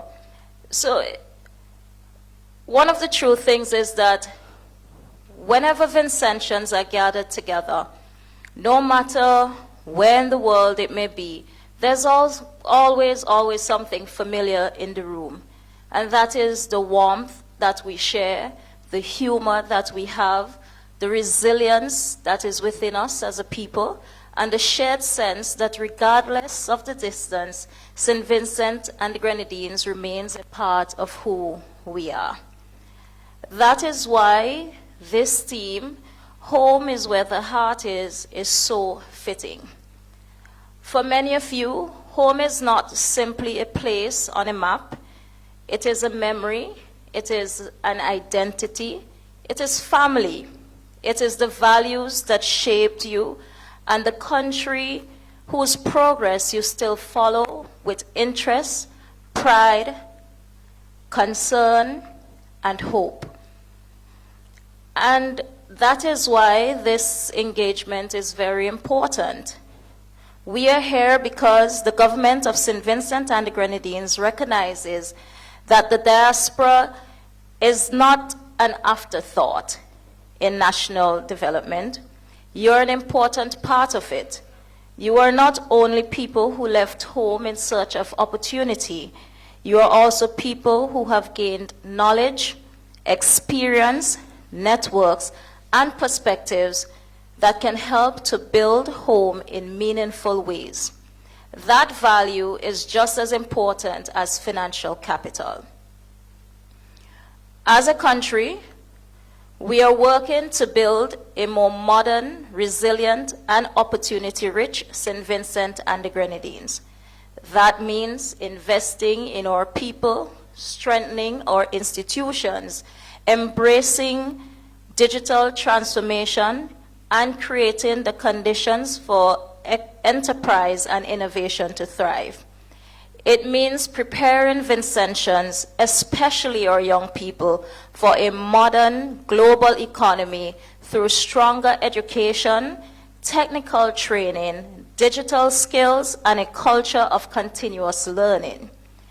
It also means recognizing that development cannot be driven by government alone. Development must be a shared effort.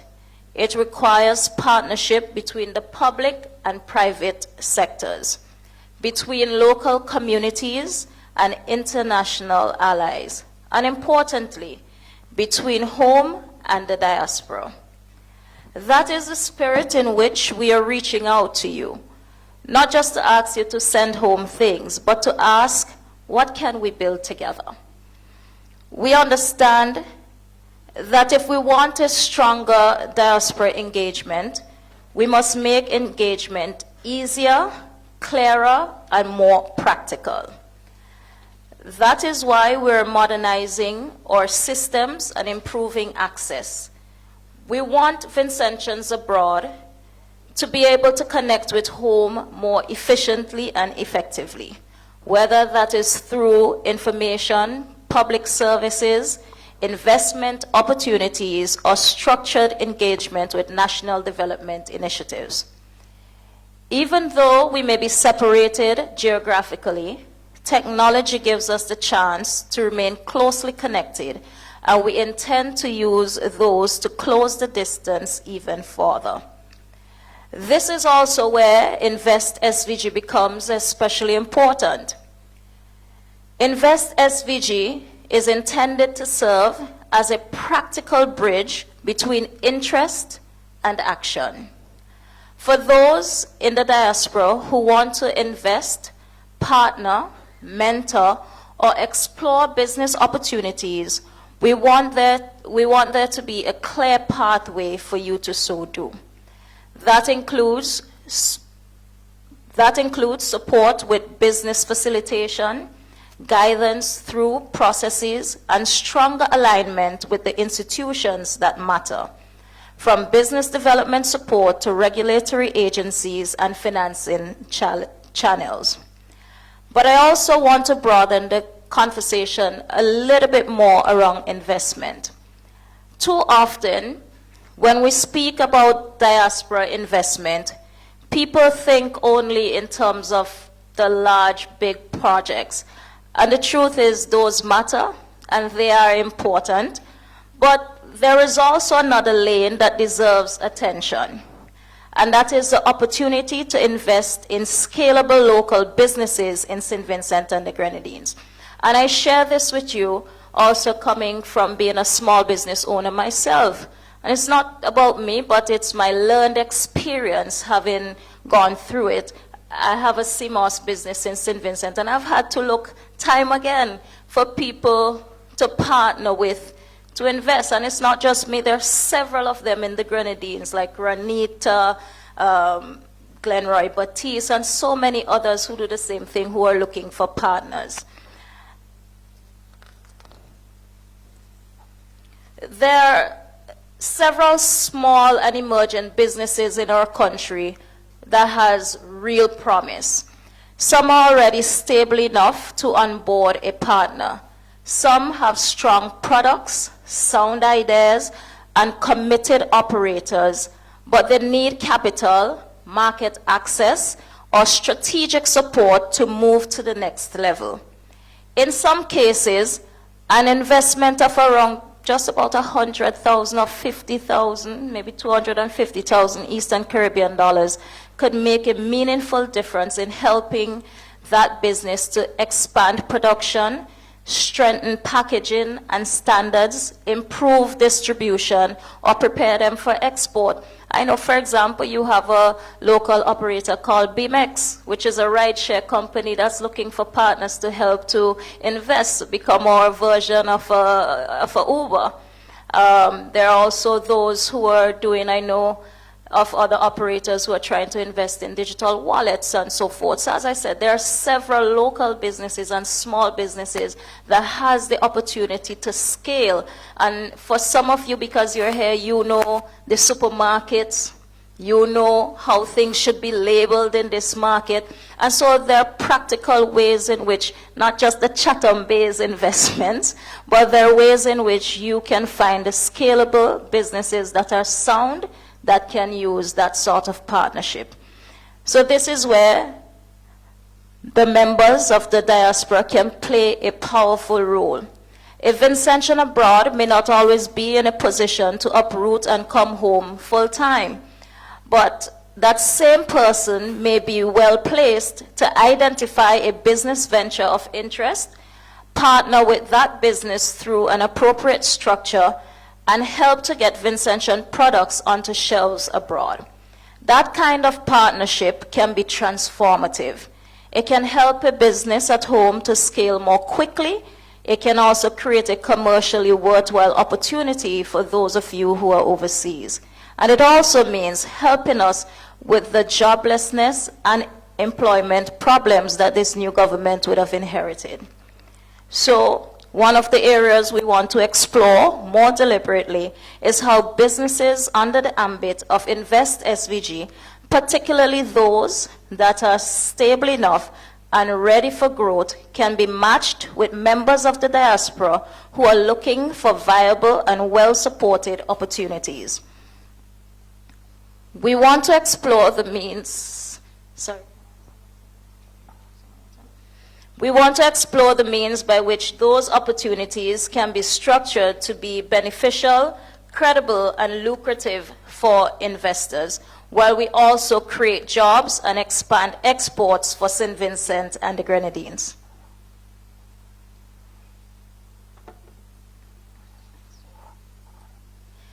That is how we will begin to move from sentiment to structure, from goodwill to growth, and from connection to tangible opportunities. And the possibilities are not confined to one sector. You heard several of the other people who came up here spoke about the blue economy, agriculture, and so many other areas in which you can invest.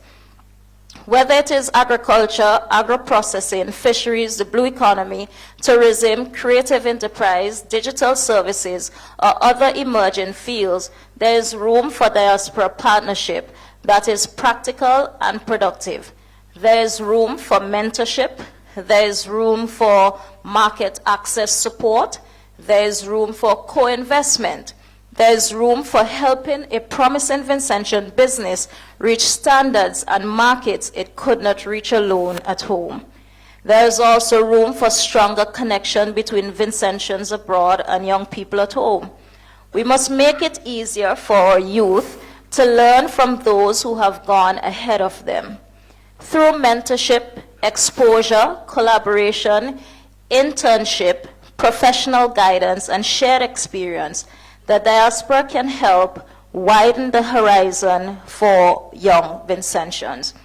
That kind of connection builds confidence, expands networks, and opens doors. So those of you with successful businesses abroad, I encourage you to have a mentorship program. Bring over 2 or 3 Vincentians a year for about 2 weeks, 3 weeks. Let them see how your business is operated over here so that they could get that sort of exposure and their minds and eyes could be opened up to the possibilities that exist beyond the shores. Ultimately, this is truly about nation building in the fullest sense. It is about building a St. Vincent and the Grenadines where our people can thrive, where talent is nurtured, where enterprise is supported, where opportunity is more widely shared, and where migration is a choice rather than an economic necessity. It is about ensuring that the affection people feel for home can be translated into practical action that strengthens home. So, my message is simple. Stay connected to St. Vincent and the Grenadines. Stay invested in St. Vincent and the Grenadines. Stay open to the possibility that your next major partnership, your next business venture, your next act of mentorship, your next contribution to national development may begin with a conversation right here in this room about St. Vincent and the Grenadines, because home is where the heart is. And before I leave, I wanted to touch on the notes that I did make. Ambassador Mr. Horn mentioned, and I pulled just like about 1 sentence or 2 from each of the speakers. He said, we need to move from supporting home to shaping home. And you would have heard elements of that coming out in my presentation about the mentorship that we can provide. That's how we help to shape. From the video that we saw from Invest SVG, I saw snippets of the Utley Hall Marina, and I could tell you, our new government has no horse in the race. We're open up. So if you know somebody with the investment who can make that sort of investment, because it's major, can you imagine us having the Utley Hall Marina operational? We're open for business in that regard. Mr. Alexander, he's asked us, how could we unlock the role of this diaspora so that you could invest and make the appropriate connections? Ms. John, her video really and truly let us see the warmth and how much BOSVG is ready to open its doors to us, and the dedication that they actually came from last year to incorporating feedback and having a dedicated diaspora unit shows the dedication of how much we want to make this work. Then we had Mr. Primus, who is heading up the private sector development unit within the Prime Minister's office. That is a clear signal from our government that we're placing strong emphasis on ensuring that our private sector can thrive. Then we had Ms. Phillips, who spoke about this ministry being a partnership for national development, and Invest SVG plays a critical role in that. Kevin went on to talk about how we're going to be introducing several acts and several policy shifts. So we're not only talking the talk and coming out and saying to you in the cabinet rooms, and from a policy level, we recognize that some of our laws are a little bit archaic, and we also recognize that we need to introduce new ones that will bring us to the times in which we exist. The truth is, some of the laws were written at a time before I was born. So some of our laws need to be updated and also introduced to facilitate the times in which we exist and for the investments that exist now. And I'll say this lastly. This ministry, the Ministry of Foreign Affairs, Investment and Diaspora Engagement, did I get it right? One of the things, amazing things that Minister Bramble is doing is that in each of the missions abroad, we're introducing investment officers and diaspora officers. I think that that is the most clear. You don't need a clearer indication than that from where the mindset of our government is.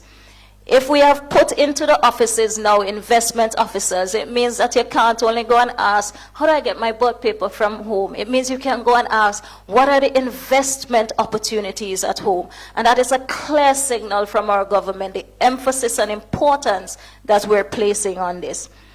You will soon be able to visit them and ask for specific information, and they'll be able to provide that linkage for you in keeping with the sector that you may want to invest in. And I'll also say this, that a lot of the changes that we're doing in this government, I like to call them soft changes. So I know that we're all happy about things such as the new port in Kingstown and all the other buildings and so forth. But without soft changes, the dots won't be connected. And so that is why we're taking our time and we're ensuring that it is not only about buildings, but buildings without structures means that we don't have the pathways that are needed. And our government is interested in making the soft changes, such as the policy positions, the framework that will connect you to us, the pathway that is needed legally, the software that is needed to connect the conversations that are needed to be had. So we will build things, but we will also make the soft changes that will make your investment journey worth the while. And lastly, you know that they've been telling people like me and others that we need to start having kids. The reason why is because St. Vincent and the Grenadines has a decline in population. We're already a small nation, 110,000 people, that is down now to I think maybe 100. What that means is that of that, how many of them are employed? Probably about 30,000. I'm unsure, I could be corrected on that number. But what it means is that you have about 30,000 people who are actively employed who need to be able to spend to keep a country going. It's not enough. That is why we know that our diaspora is necessary. It is essential. The diaspora of St. Vincent and the Grenadines is just as big as the number of people who live at home. And that is where our export-driven mandate that this government has ties in. So if we can get to leverage and to link and to make that needed and necessary connection, all the things that we will do, the amazing things that we will do when we walk across and we could get those things from home. One of the first business ventures I tried was called Vinci Box, in sending things from St. Vincent that people may have that nostalgic feeling about. So I know that there's an opportunity here where you can find those niche products at home that can make it on the shelves of it. So don't count yourself out.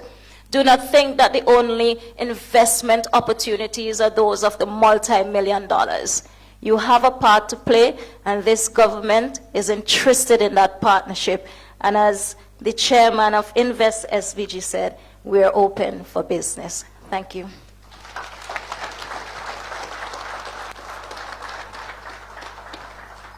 Thank you so very much, Minister, for your words. That was definitely not just a vision.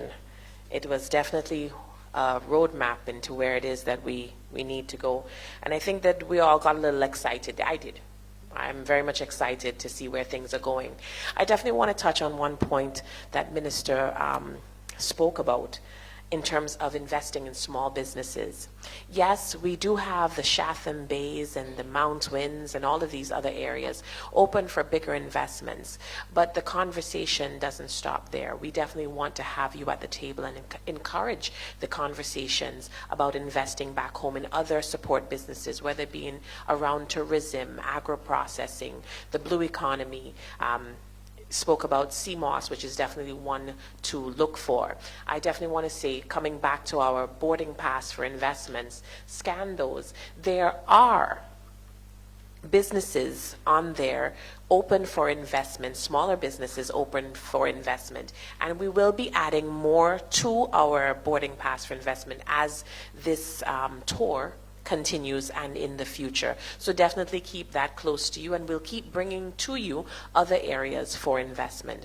I'm going to turn over the podium to Mr. Alejandro Tesorero, as he's going to guide us through our Q&A and open discussion, because you've heard from us and now we definitely want to hear from you.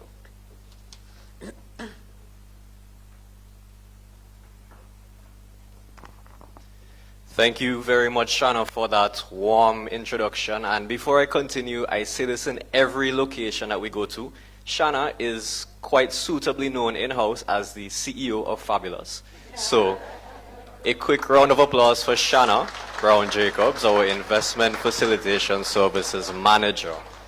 So you may have seen me walking around the room in different capacities because I am the communications officer here at Invest SVG, and as communications I wear many different hats. However, I have seen the very vicious note-taking that has been going on in the crowd as well. So similarly to last year, we are hoping to have a very vibrant and engaging Q&A discussion. So I will now go ahead and open the floor, as a good communications officer does, two-way communication. This is not a one-man show. So please feel free. We have a floating mic that is going to be going around, and you can feel free to ask questions to any of the stakeholders that have presented before I have touched this stage. Yep. So I'm going to go ahead and open the floor. 100%. Well, there are so many questions that I have, but I really want to use this opportunity to thank the Commissioner Horn for waking me up, because I've been asleep for the last 20 years or more when it comes to St. Vincent and the Grenadines. Excuse me, sir, not to interrupt, but can you kindly introduce yourself as well, please? My name is Bilal Jack Amin. I am from Yambu Village, born in Yambu Village, responsible for songs like Simi Nancy, Pitani, hey gal, where you come from? Me come from Pitani Valley, and so forth and so on. So those of you who know me know the history of the work that I've done over the years with St. Vincent and the Grenadines through my own organization, the Africa Caribbean Development Foundation. The observation I wanted to make is that as I said, I'm very happy that, because last year I learned that this event was here, but I was not invited. For whatever reason, I don't know, but it doesn't matter. But I'm glad that I'm here now, because I've been rejuvenated by some of the things that I've heard from all of the people who spoke so far. What I heard about Mustique from the person from Mustique was a bit disturbing to me, because we were one of the first group that used to sing in Mustique for Princess Margaret. And for me, Mustique has not changed, and Mustique has not contributed anything to St. Vincent and the Grenadines. The reason why I'm saying that, listen, I'm not being controversial. The reason I'm saying that is because I've traveled extensively throughout Europe, various parts of Africa, through educational and exchange programs organized through my organization. And almost every place that I go to, no one knows about St. Vincent, but they know about Mustique. And I feel that, and I've always said this, I've said it so often that it becomes like a recurrent decimal, that it is time for St. Vincent to use Mustique as a strategic place that has brought a lot of interest in Musty, but not necessarily in St. Vincent and the Grenadines.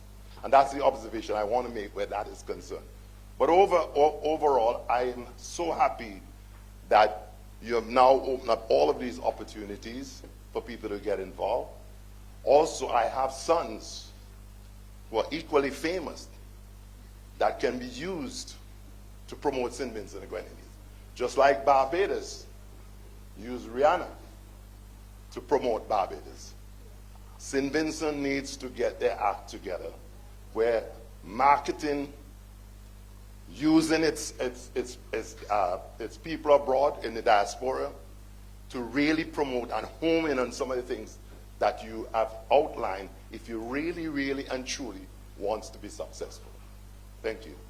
Thank you so much for that feedback. And, the Honorable Minister King would like to, give a few comments about the feedback that was shared. At the end of the day, this is what this forum is for. It is for us to foster transparent communication and feedback between the government of St. Vincent and the Grenadines, private sector stakeholders, and you, the Vincentians in the diaspora. All right, so I'm now going to go ahead and pass over the mic to the Honorable Minister King, who has, mentioned that you'd like to make a few comments.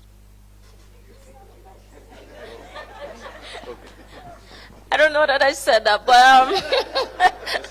I appreciate, Mr. Jack, your feedback, and I actually did a little bit of research as well. I understand that you have a son who is an actor. Amel is his name? Yeah.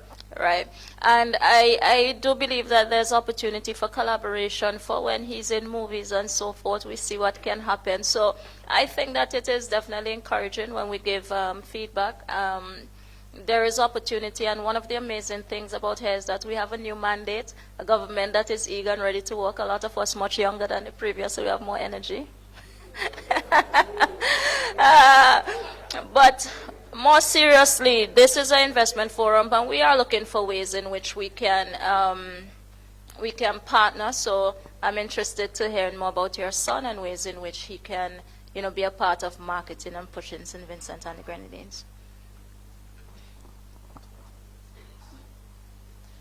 And I would also like to add to something that the Honorable Minister mentioned, is that one big focus that Invest SVG has decided to push going forward is an emphasis on the creative and orange economy. So you mentioned that you have been in the entertainment industry for many, many years with very meaningful contributions within the music space. Your children are also creatives. I'm actually a creative myself, so this is something very dear to my heart. So I would also like to say that Invest SVG, we are open to collaborations and contributions within the orange and creative economy. So if that's something that you're interested in, we are definitely open to that. You can come and see us at the Invest SVG booth afterwards, and we are totally ready to have meaningful and fruitful conversations about the creative space in St. Vincent and the Grenadines. I'll open the floor to another question directed about investment here in St. Vincent and the Grenadines.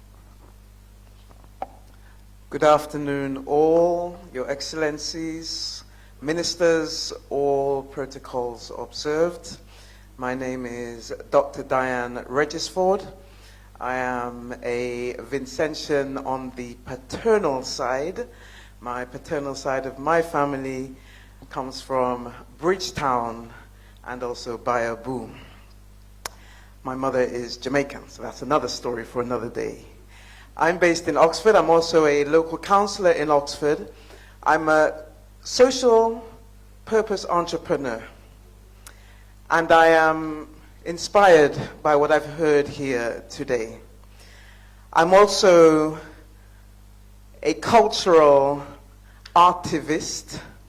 I'm interested in building cultural infrastructure, and I am the visionary and founder of a body of work, let's call it that is called Evoking Belonging. I've heard a lot today about how we can come and invest, and I think that is critical and important. I'd like to just share with all of the honorable members who have spoken today that there's a dimension that I haven't heard yet before I get to my question. And that is a dimension that those of us in the diaspora are keenly aware of. That to be able to continue the legacy making, it's not only about my father and all of my aunties, etc., and the opportunities that I have had to be on ground in St. Vincent, to be the beneficiary of being bequeathed ancestral lands from my grandfather, who was an agriculturalist. I also have children. And so, yes, we can come with a youth initiative, let's say, to share experiences. One of the dimensions that I think is critical that all those who are vested in this trajectory of change and nation building is to recognize also that the question of belonging for all of us, particularly our descendants, is critical. It's critical. It's not just about building the bridge. It's about recognizing that there is an opportunity for also for our children and for us, first generation Vincentians living in the diaspora, to also learn from what we meet on the ground. And so therefore I would like to encourage the idea of exchange. So it's mentorship. It's not only about what we can bring, we can also learn so much that can also help engender, develop, root, anchor our own sense of belonging. That is critical. So that's something that I hadn't heard mentioned by anyone, and I'd like to invite that as a contemplation and some policy direction towards that as well. In terms of my question, as one who is building cultural infrastructure for evoking belonging, with evoking belonging we are shaping sovereign futures for Caribbean diaspora communities.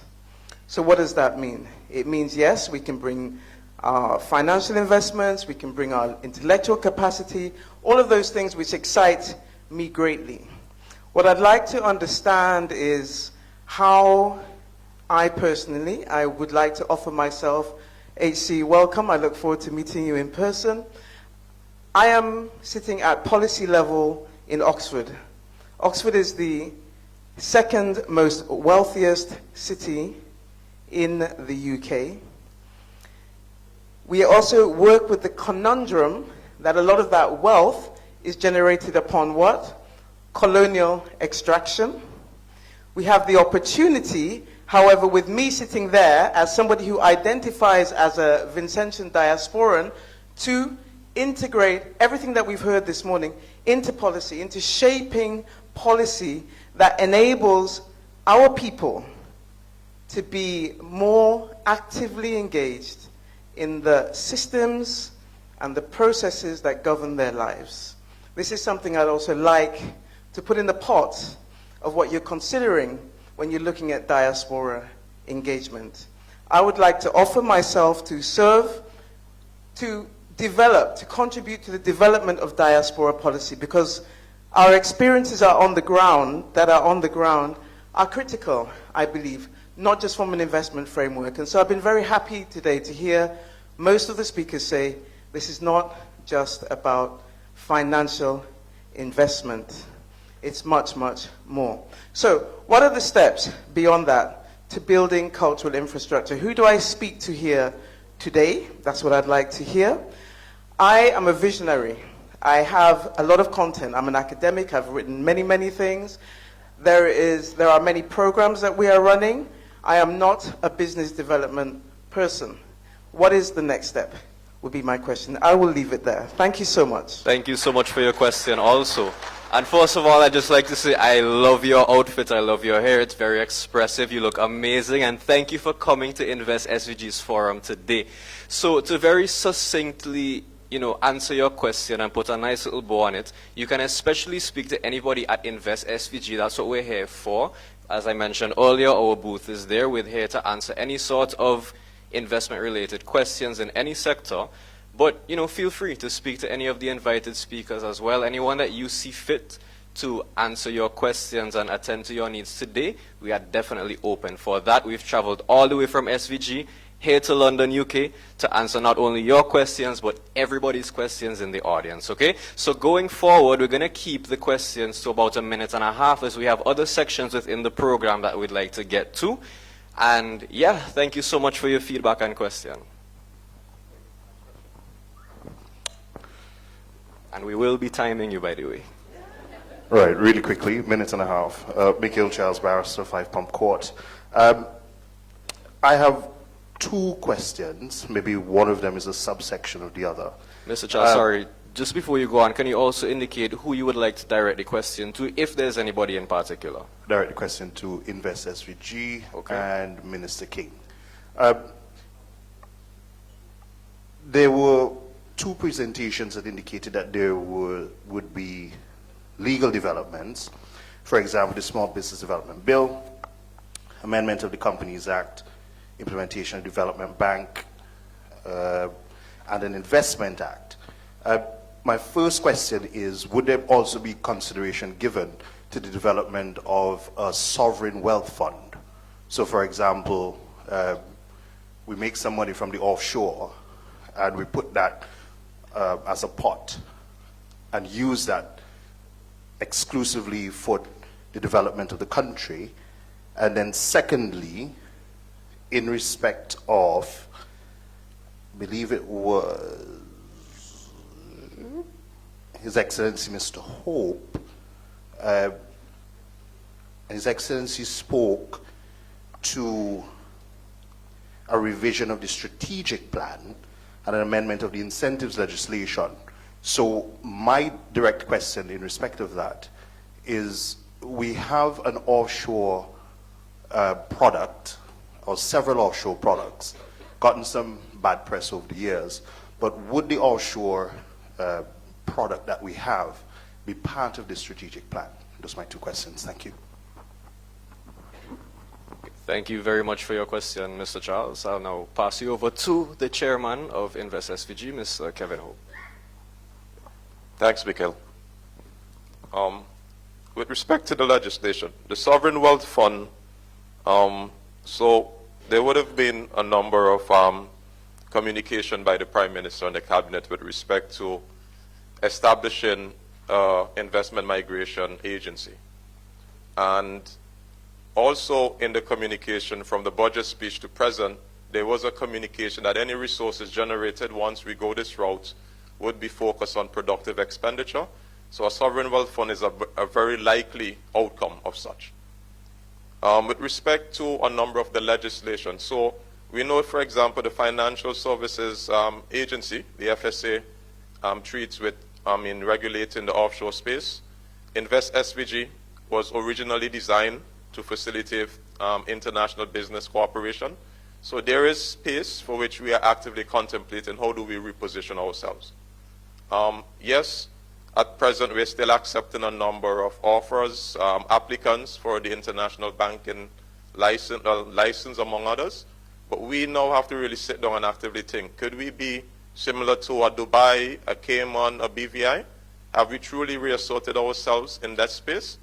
Especially since we have talent both at home and abroad who are qualified to actually operate in this space. With respect to, so there is an investment bill that was drafted that we are very much interested in pursuing. This would give what we would give Invest SVG a bit more teeth. I'll give an example.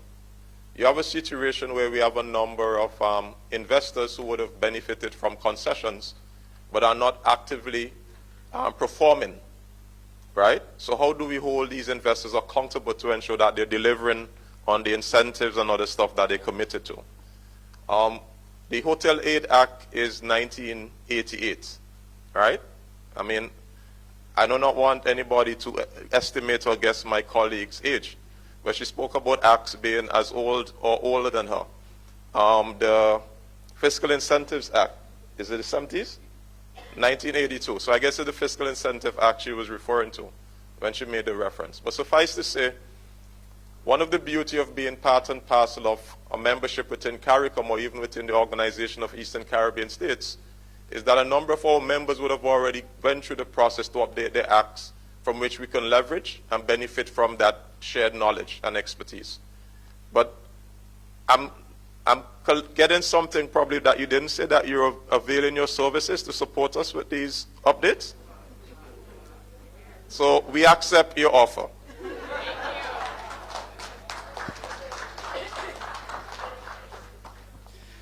Thank you very much, Chairman Hope, for your insights, as well as Mr. Charles for your questions. So in the interest of time and us moving on to the other section, I know you have burning questions in the back. We're only going to take one more for this section. However, if you do have more questions, as I mentioned before, the Invest SVG team is ready and available to answer those questions after the forum at our booth. All right, so we're going to take one more question, 1 minute and 30 seconds max, and then we are good to go. All right? Yep, thank you. My name is Nathan Cropper.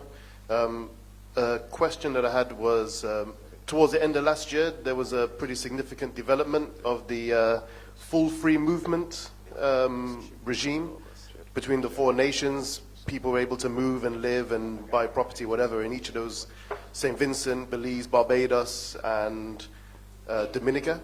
My question is, do the rights to people also extend legally? Can St. Vincent benefit through the legal structures of the other islands where there may be more developed financial infrastructure? And how could that potentially impact investing, Invest SVG? Are we able to access wider financial services, for example? Is the Bank of St. Vincent looking at how you can leverage some the legal structures through those relationships? That's my question. Thank you very much for your question. And this question comes from more of a legal standpoint, so I would like to invite one of my colleagues who may be in a better position to answer this question as well. Mr. Hope, yeah. So it's important for everyone here, Vincentian, anyone with an OECS passport. We have a single financial space, so we are not restricted to the 110,000 persons in St. Vincent and the Grenadines, but the wider 600,000 within the wider OECS. My counterpart from Bank of St. Vincent could share with you the ease of transmitting funds between banks across within the OECS. But suffice to say, an investor in St. Lucia could easily come and establish or conduct business in St. Vincent and the Grenadines, as such in St. Kitts and Nevis, and easily transact within the same day through, what you call it? It's ETF, EFT, electronic fund transfer.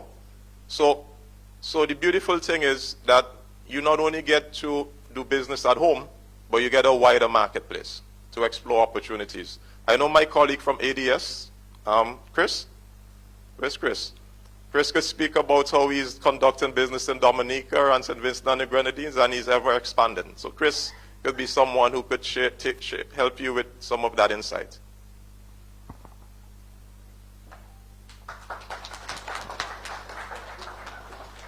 All right, thank you very much. And I know we have more questions in the crowd, but as I mentioned, in the interest of time, we are going to go ahead and move on to the next. Okay, last one.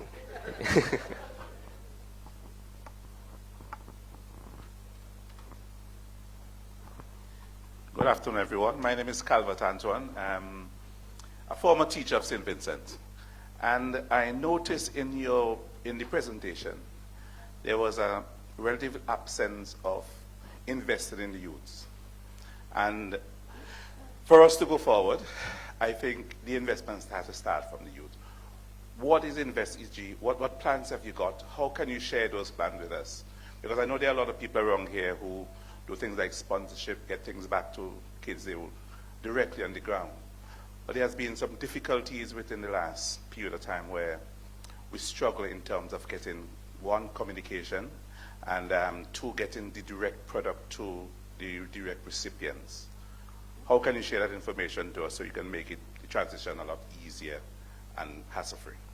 Okay, so just for me to understand a little bit more, when you speak about getting the direct product to the direct recipient, are you speaking more from an export side in terms of tangible products? In terms of basic products, things like bags, things like so forth, is there a mechanism, like say for example at the customs, where if you send products to a particular school, where it is, is a mechanism to assist with that? Or if it have to go through a third party, that sort of thing? Hi, just to make sure that we are both on the same page and in the same book, you're asking if it is that you're sending home items to St. Vincent and the Grenadines for the youth. You want to ensure that they receive it, yes? Not necessarily receive it, but make it easier. Clearance of customs and all those sorts.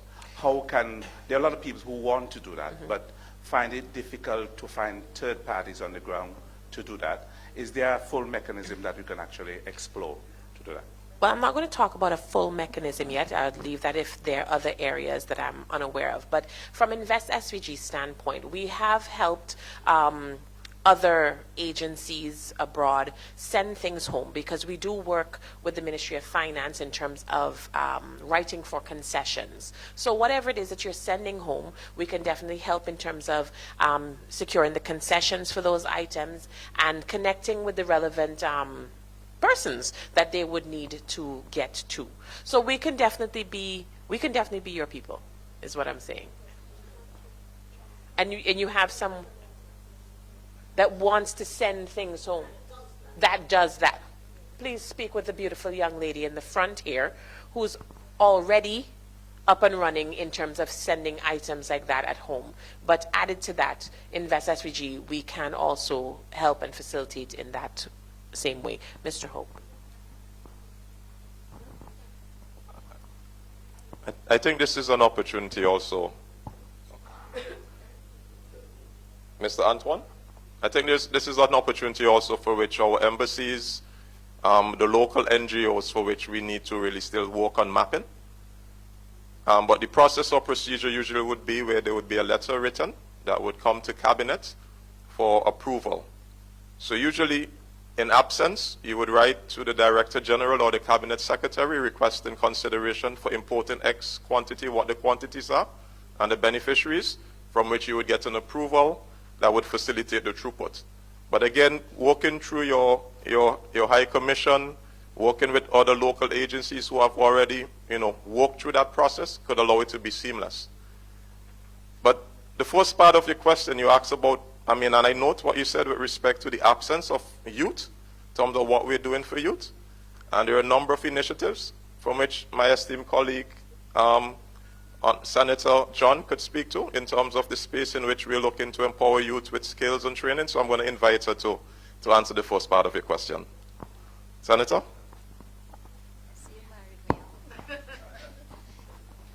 Your question specifically about whether or not there are incentives, I believe, for like NGOs and so forth. I know a lot of times in the past that there are people who, like in times of disaster and so forth, who want to help, or even you may want to start a program in the country, in maybe the village you're from, and so you want to be assured that when you do pull those resources together, that there are incentives in place and a structure in place that facilitates same, correct?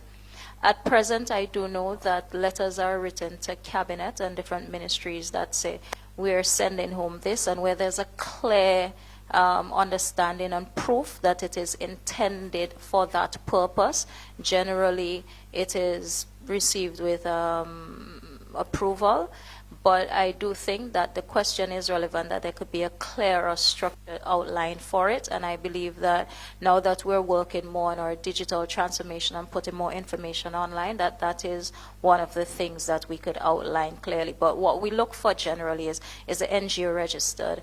Have this been done before? Who are the people it's going to? Who are the people involved? Just to ensure that it is actually being done in keeping with the purpose intended and not for revenue or commercial benefit. Right? So it is in place, but the information could be better consolidated and packaged online.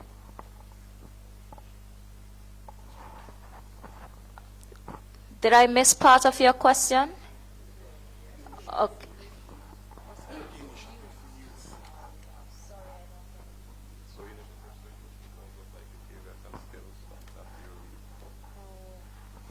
As it relates to TVET programs for young people, we have been revisiting and looking at the programs that are currently offered. In fact, before coming here, I paid a visit to the Kingstown Technical Institute, and when I get back the very next day, I'll be going to the one in on the Leeward side, one of them.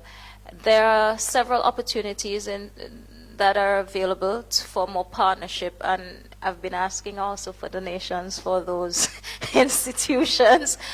But seriously, we have been trying to find more ways in which we could expand the programs that are offered at those institutions. Also, the government has been putting a clear emphasis on investment in skills training. You would recognize that the Ministry of Education is not only just education full stop, it is now education vocational training. And the reason why we put that emphasis in the title of the ministry is to send a signal also of the emphasis that we want to place on this particular need.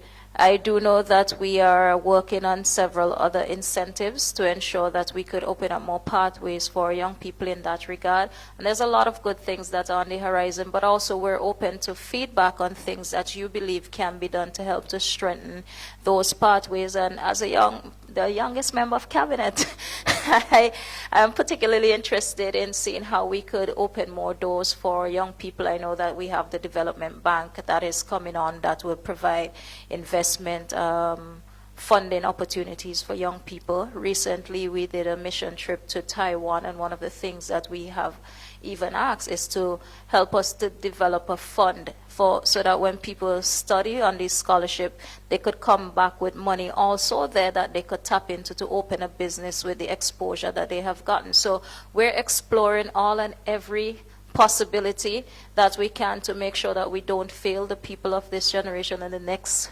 future leaders of the country. So partner with us and let me know your thoughts after the function. Thank you so very much, Minister. I know you're probably wondering how I got the mic from Alejandro. But just wanting to come back to Mr. Antoine, I just want to bring focus to Her Excellency Ambassador Yvette Filbert, yes? National Council for St. Vincent and the Grenadines Association here in the UK. And she is very much integral in terms of connecting the UK with St. Vincent. If you could just stand so everybody can see. So you can also rush her during the networking as well.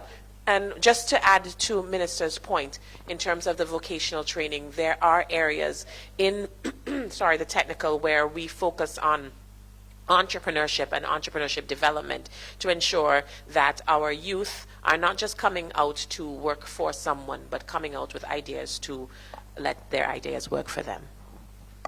Thank you, Shanna. And just to add very, very quickly to what you were saying, Invest SVG is also committed as a part of the export development side of things to, conducting capacity building, because a large cohort of exporters and entrepreneurs in St. Vincent and the Grenadines are very young persons. So up to last month, we conducted, in collaboration with the Caribbean Export Development Agency, capacity building targeted at ensuring that they have correct business strategies, they are aware of digital marketing tools, and many other things. And Invest SVG also aligns itself with strategic sponsorships on the ground in St. Vincent and the Grenadines. So if it's something that you are willing to explore with us, then we are definitely open to that. All right, so we are now going to move on to the next section of our program, which we like to call Let's Talk Investment. So earlier up, we heard from Ms. Patricia John of the Bank of St. Vincent and the Grenadines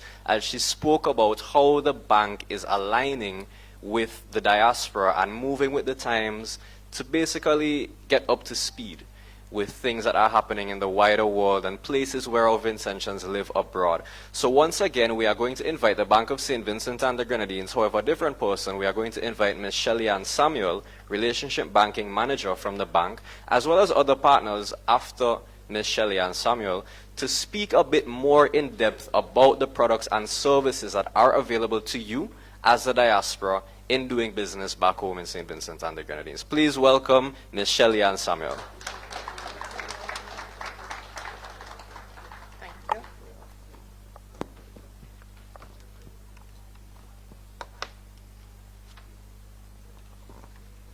Adopting the protocol already established. Good afternoon, everyone. It is both a pleasure and a privilege for the team from Bank of St. Vincent and the Grenadines to be here today as part of this initiative, which has been so competently coordinated by the Invest SVG team. We are truly thankful for this opportunity to reconnect with our diaspora, those of you who already are our trusted customers, along with potential customers and forward-thinking investors here in the UK. During the preceding presentations, you would have gained a compelling overview of St. Vincent and the Grenadines' journey in recent years. They underscored how, even in the face of significant global and local challenges, our nation has continued to move forward, guided by effective leadership, responsive governance, resilience, innovation, and determination of our people. Today, we stand firmly on a clear path toward recovery and sustainable growth, with multiple sectors poised for expansion. The opportunities for investment in our beautiful country are both abundant and timely, and the moment to act is now. It is within this context that I have the privilege of speaking with you today about the financing opportunities available to investors, particularly through the range of services offered by the Bank of St. Vincent and the Grenadines Limited. To set the stage, though, allow me to begin with a brief overview of who we are and the role we play in supporting national development and private sector success. Bank of St. Vincent and the Grenadines Limited is a full-service commercial bank deeply integrated into the fabric of our nation. We serve approximately 70% of the bankable population. And much like our beloved nation, over the past 49 years, BOSVG has demonstrated remarkable resilience and growth. What began as a fully government-owned bank with a single branch has evolved into a publicly traded entity with a solid asset base of approximately 2.3 billion EC, deposits totaling 1.9 billion EC, and total equity of 215 million EC dollars. With a strong national presence comprising 9 branches, a bureau at the Argyle International Airport, a growing network of 26 ATMs, and over 1,200 point-of-sale machines spread across the length and breadth of the islands, we are proud of our journey and, more importantly, of our commitment to empowering individuals and businesses across St. Vincent and the Grenadines. As a bank regulated by the Eastern Caribbean Central Bank, the ECCB, and adhering to its prudential standards, understandably, we have limitations on how much we can lend to any single borrower or group of related borrowers, no more than 25% of our capital base. Despite these constraints, we have steadfastly supported the growth of our commercial sector, financing large retail businesses, construction ventures, and tourism investments, just to name a few. This reflects our dedication to fostering sustainable economic growth and supporting diverse business opportunities across our country. At BOSVG, we also understand that security is key to building trust and maintaining long-term relationships with our clients. That's why we continually prioritize investment in fraud prevention technologies to protect the assets and interests of our customers. You can therefore trust that your investments are safeguarded by prudent risk management practices, allowing you to engage in your financial journey with confidence. With such a diverse client base, we are always focused on offering a comprehensive suite of financial services tailored to meet your needs. Our deposit services offer corporate accounts along with multi-currency options, providing businesses with the flexibility to manage multiple currencies, reduce exchange rate risk, and simplify international transactions. Our digital banking services offer a secure, intuitive platform that puts your financing at your fingertips. With multi-factor authentication and advanced encryption, you can bank with confidence. Whether you're transferring funds, locally, across the OECS, sending international wires, paying credit cards, topping up mobile phones for family and friends, or securely messaging the bank about sensitive matters, all of this is packaged in one seamless experience.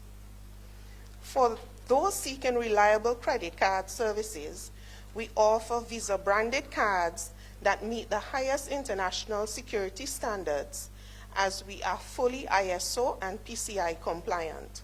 This means every transaction you do is safeguarded by the latest encryption technologies and fraud prevention measures. Beyond traditional banking, we also provide e-commerce services and cross-border transaction capabilities. Of course, we are an indigenous bank. Therefore, we accomplish this through a trusted network of correspondent banks who partner with us to facilitate international transfers and foreign currency exchanges.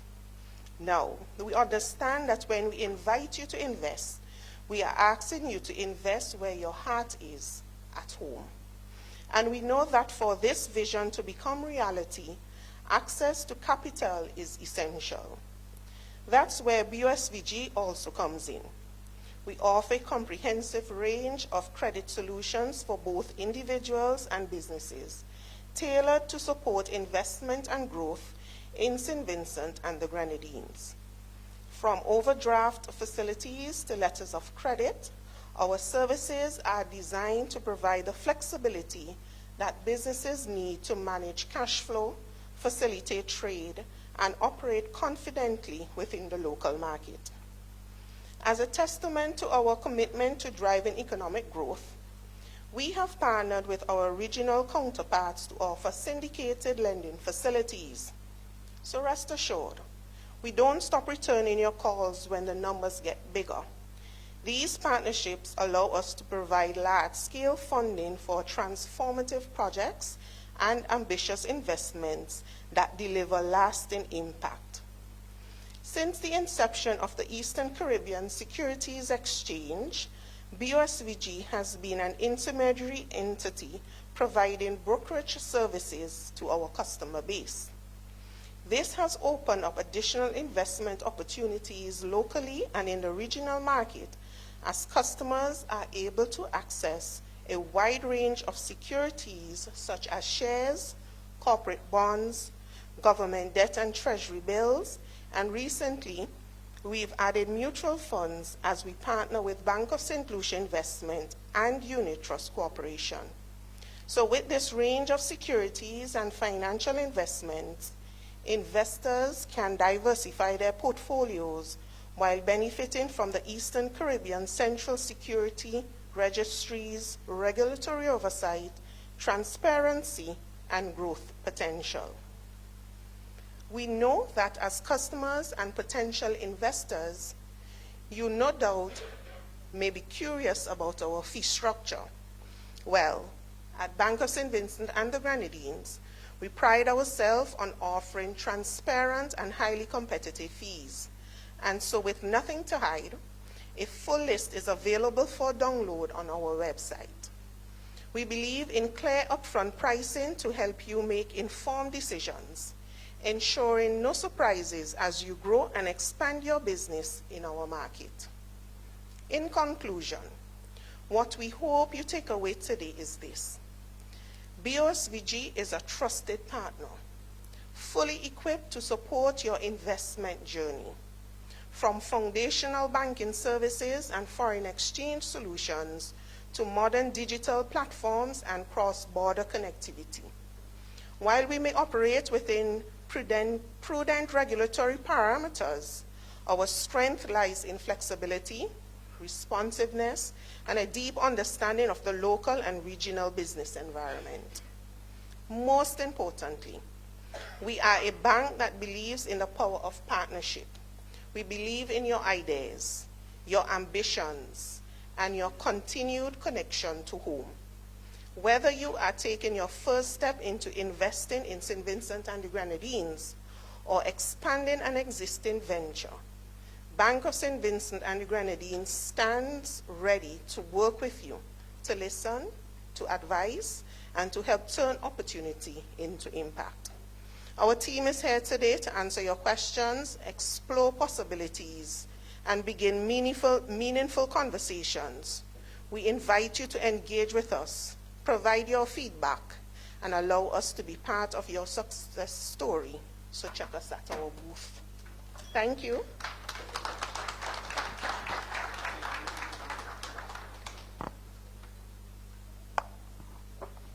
Thank you very much, Shelly-Ann. We've gotten great presentations from both representatives of the Bank of St. Vincent and the Grenadines, and I would now like to invite one of our other very valued sponsors of this event. Without our sponsors and our partners, this Diaspora Outreach Program simply would not be possible. So I would like to welcome Mr. Keon Thomas, the Chief Executive Officer of the St. Vincent Building and Loan Association, to the stage to present to you about the products that are available from his organization. Mr. Thomas, welcome. Good afternoon. Allow me to adopt the protocol already established. I just threw my notes out the window because they just put me after BOSVG, so with an asset base of 2.3 million. How can I compete with that? But why are we here? Why is SVBLA important? Why are we representing St. Vincent and the Grenadines? I just want to add a plug, because for the better part of 25 years I've spent living in England, and I moved back home last year. And whenever I used to go back home, the warmness that comes from the immigration officers, the first thing they say is, "Welcome home, Mr. Thomas." So that in itself made me want to return to St. Vincent. But anyway, that aside. So St. Vincent Building and Loan, if you walk through Kingstown now, I think you would see a structure that's a bit more vibrant. It's not looking like what it used to look before. So we're trying to do different things. We're trying to attract a different market. And I was really warmed to hear many people ask about how we're trying to support the youth. We have products that I think a lot of people don't know that St. Vincent Building and Loan does. Fixed deposits, smart savers. There's a lot of things that we do, and we're not at the forefront of everything. So this was an opportunity for us to come and be a part of something special, show Vincentians what we have to offer, and show that we're open for business. Like I said, I just threw my notes out the window. So what I want to also make you guys aware of is what we're offering in terms of our loans. So we have mortgage loans just like the other credit unions, Bank of St. Vincent and the Grenadines. We have mortgage loans up to terms for 25 years. We have very competitive interest rates. We can't really match you guys, but we're in the mix. And what I must sort of like boast is the service that we offer to our members. We have everything in-house. So when you come to us for your loans, for your mortgages, etc., yes, we do give you the opportunity to seek independent legal advice, but we do have it in-house. So just to more streamline the process, just to make sure everything is more efficient, we do it in-house. Also, our insurances, we have that in-house as well. We represent Guardian Insurance. I don't know how much any of you know about Guardian Insurance, but we do that in-house as well. So you don't have to go externally. Everything is done. So whereas Bank of St. Vincent might take 5 months, we might take 3. Just joking. So yeah, but we're not in competition, but you know, we're here to serve the Vincentian public together and more efficiently. Sorry, Miss John. So we would have put out a video probably about a week ago that goes more in depth in what we offer. So if you get a chance, if you have Facebook, you're welcome to just go onto our page and just view it just to see what we offer, where we are, how we've come in the last year, what I've done since I've been there, and where we're headed for the future. There's not a lot more that I want to say. We have a booth open. We're represented today by myself and our lovely marketing coordinator, Ms. Seeley. Any questions you have, how we facilitate you coming back to St. Vincent, acquiring land, acquiring property, etc., just come and ask and we'll be happy to avail ourselves to answer your questions. There is one video that I would want to share with you, because what we're about to do is people keep asking, well, how can we be more available to people outside the diaspora of St. Vincent? Now, St. Vincent Building and Loan, I was told when I got there first, when you're born, you do a couple of things first. You get your birth certificate, and you get a St. Vincent Building and Loan account. So that is where we want to go back to. We want, when you have your child, and as the minister just said, the Prime Minister wants us to have more children, specifically her. So when you have your child, the first thing you need to do is to come into Building a Loan, get your account open, and let's start from there. Well, younger people. We're in the final stages of launching our eConnect, our digital suite of services. It gives you access to your mobile banking, where you have accounts with us where you can actually do transfers. That will be available. And we just want to boast that. So that should be available within the next month or so. So I just wanted to show a little video about how we're doing that, how we're going to facilitate that. And that is my time. That is basically what I wanted to say to you guys. So if you guys can just play that video, thank you for your time. And like I said, we have a booth. You could just come over and we'll be happy to answer your questions.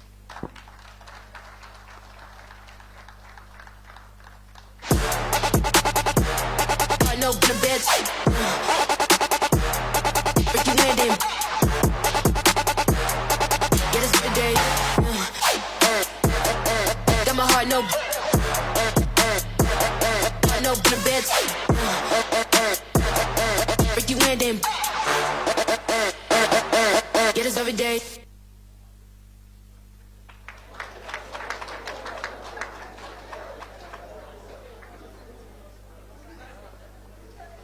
Okay, and thank you so much, Keon, for informing us about the many products and services that are available at the St. Vincent Building and Loan Association. And I would just like to also mention kudos to Building and Loan as well, because you mentioned that you guys are taking a new approach to the marketing and basically the image of the organization. And me being within marketing, it's one of the very first things that I noticed that when you guys started doing it.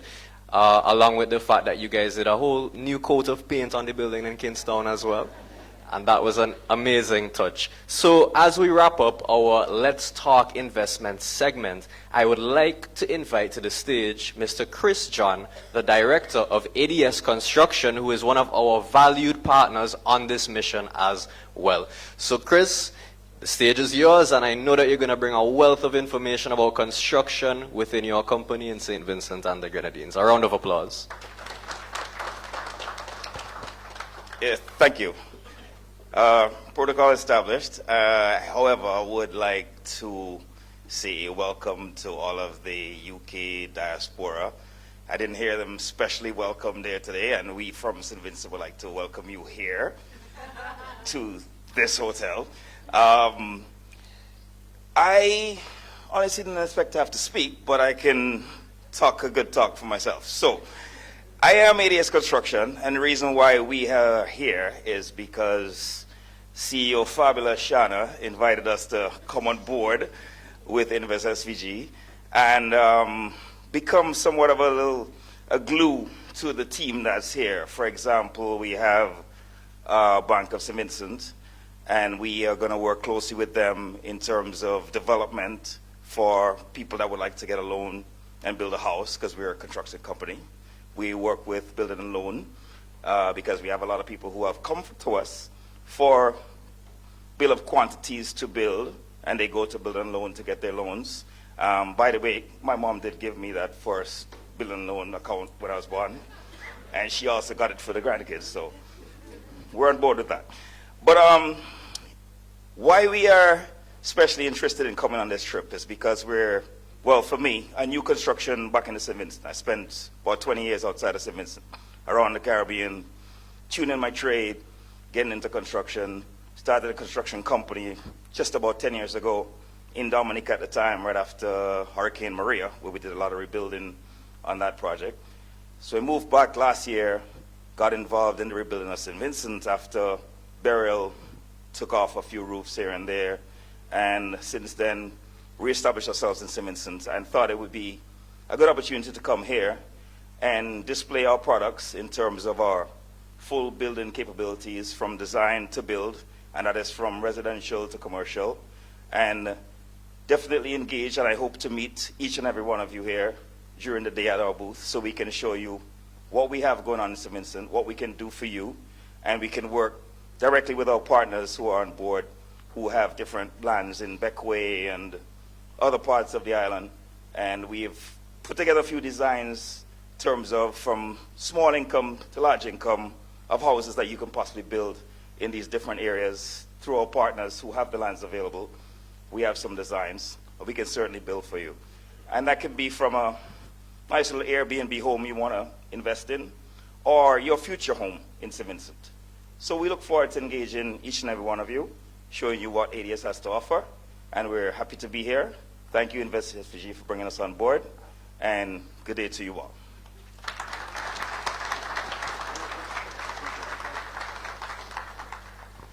Thank you so much, Chris, for giving your remarks on behalf of ADS Construction. And we have now arrived at the end of our program. It has been a very fruitful discussion. It's been a pleasure being here in London, in the UK, interacting with our Vincentians abroad. So before we wrap up, I'd just like to mention a few housekeeping matters. If you did drive, the hotel is kindly asking that you register with the front desk. After we wrap up our program, we have some food and refreshments also available to you. We have divided it into two sections because we have a full house today. One section to my right on the end, and the other food section is located in the kitchen. So once again, sorry? Restaurant, my bad. Please don't go in the kitchen. So as we bring this program to an end, please allow me to, share my notes, my closing speech. So as we bring the first leg of Invest SVG's Diaspora Outreach program here in the UK to a close, I find myself reflecting on a simple but powerful truth. Home is not just a place, and as we all know, it is a feeling. It lives in our memories, in our values, in our stories, and most importantly, in our hearts. Because no matter how far we traveled, and believe me, we've traveled quite far, how much we achieve, or how deeply we plant roots in new soil, not always the volcanic soil that we have back home, there is always a quiet thread that connects us back to St. Vincent and the Grenadines. It is our laughter, our resilience, our culture, and our shared sense of identity, and that connection is what has brought us together here and what will continue to unite us moving forward. This outreach for Invest SVG has never been about just investment in the financial sense. It's been about reinvestment in each other, our brothers and sisters abroad in the diaspora from St. Vincent and the Grenadines, in relationships, in community, and in a shared vision for the future of our country. It is about recognizing that each of you, no matter where you are in the world or no matter which part you are from in St. Vincent and the Grenadines, born there or born abroad, you are an integral part of our nation's history and our nation's community. On behalf of Invest SVG, I would like to express our deepest gratitude to every single member of the diaspora who took the time to engage with us, to share your insights, your aspirations, and your unwavering love of country. Your presence here is a reminder that distance could never diminish belonging. I would also like to mention and give a big thanks to the persons that have presented here today. The Honorable Lavon King, Senator and Minister of State in the Ministry of Education, Vocational Training, Innovation and Digital Transformation. His Excellency, Ambassador Kevin Hope, Ambassador of Finance and Investments, as well as the Chairman of Invest SVG's board. His Excellency Brereton Horn, High Commissioner of St. Vincent and the Grenadines to the United Kingdom. Permanent Secretary, Ms. Sandy Peters Phillips from the Ministry of Foreign Affairs, Foreign Trade, Foreign Investment, and Diaspora Affairs.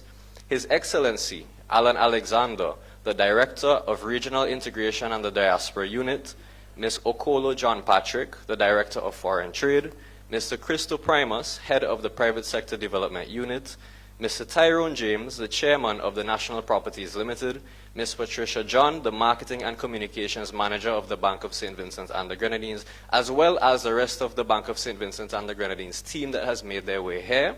Mr. Keon Thomas, the CEO of the St. Vincent Building and Loan Association, as well as the rest of the SVBLA team. Mr. Christopher John, the Director of ADS Construction, as well as his team. other members in the audience, the Invest SVG team, ladies and gentlemen, the diaspora persons tuning in online, once again, thank you. I'm almost finished. We also extend sincere thanks to our partners and organizers, as previously mentioned. And at the end of the day, we are closing this chapter, but we do so not with an ending, but with a renewed sense of purpose. The journey continues, and we look forward to building stronger bridges between home and abroad together. Because at the end of the day, let's be real, no matter where life and our journey takes us, home is always going to be where the heart is. And I thank you.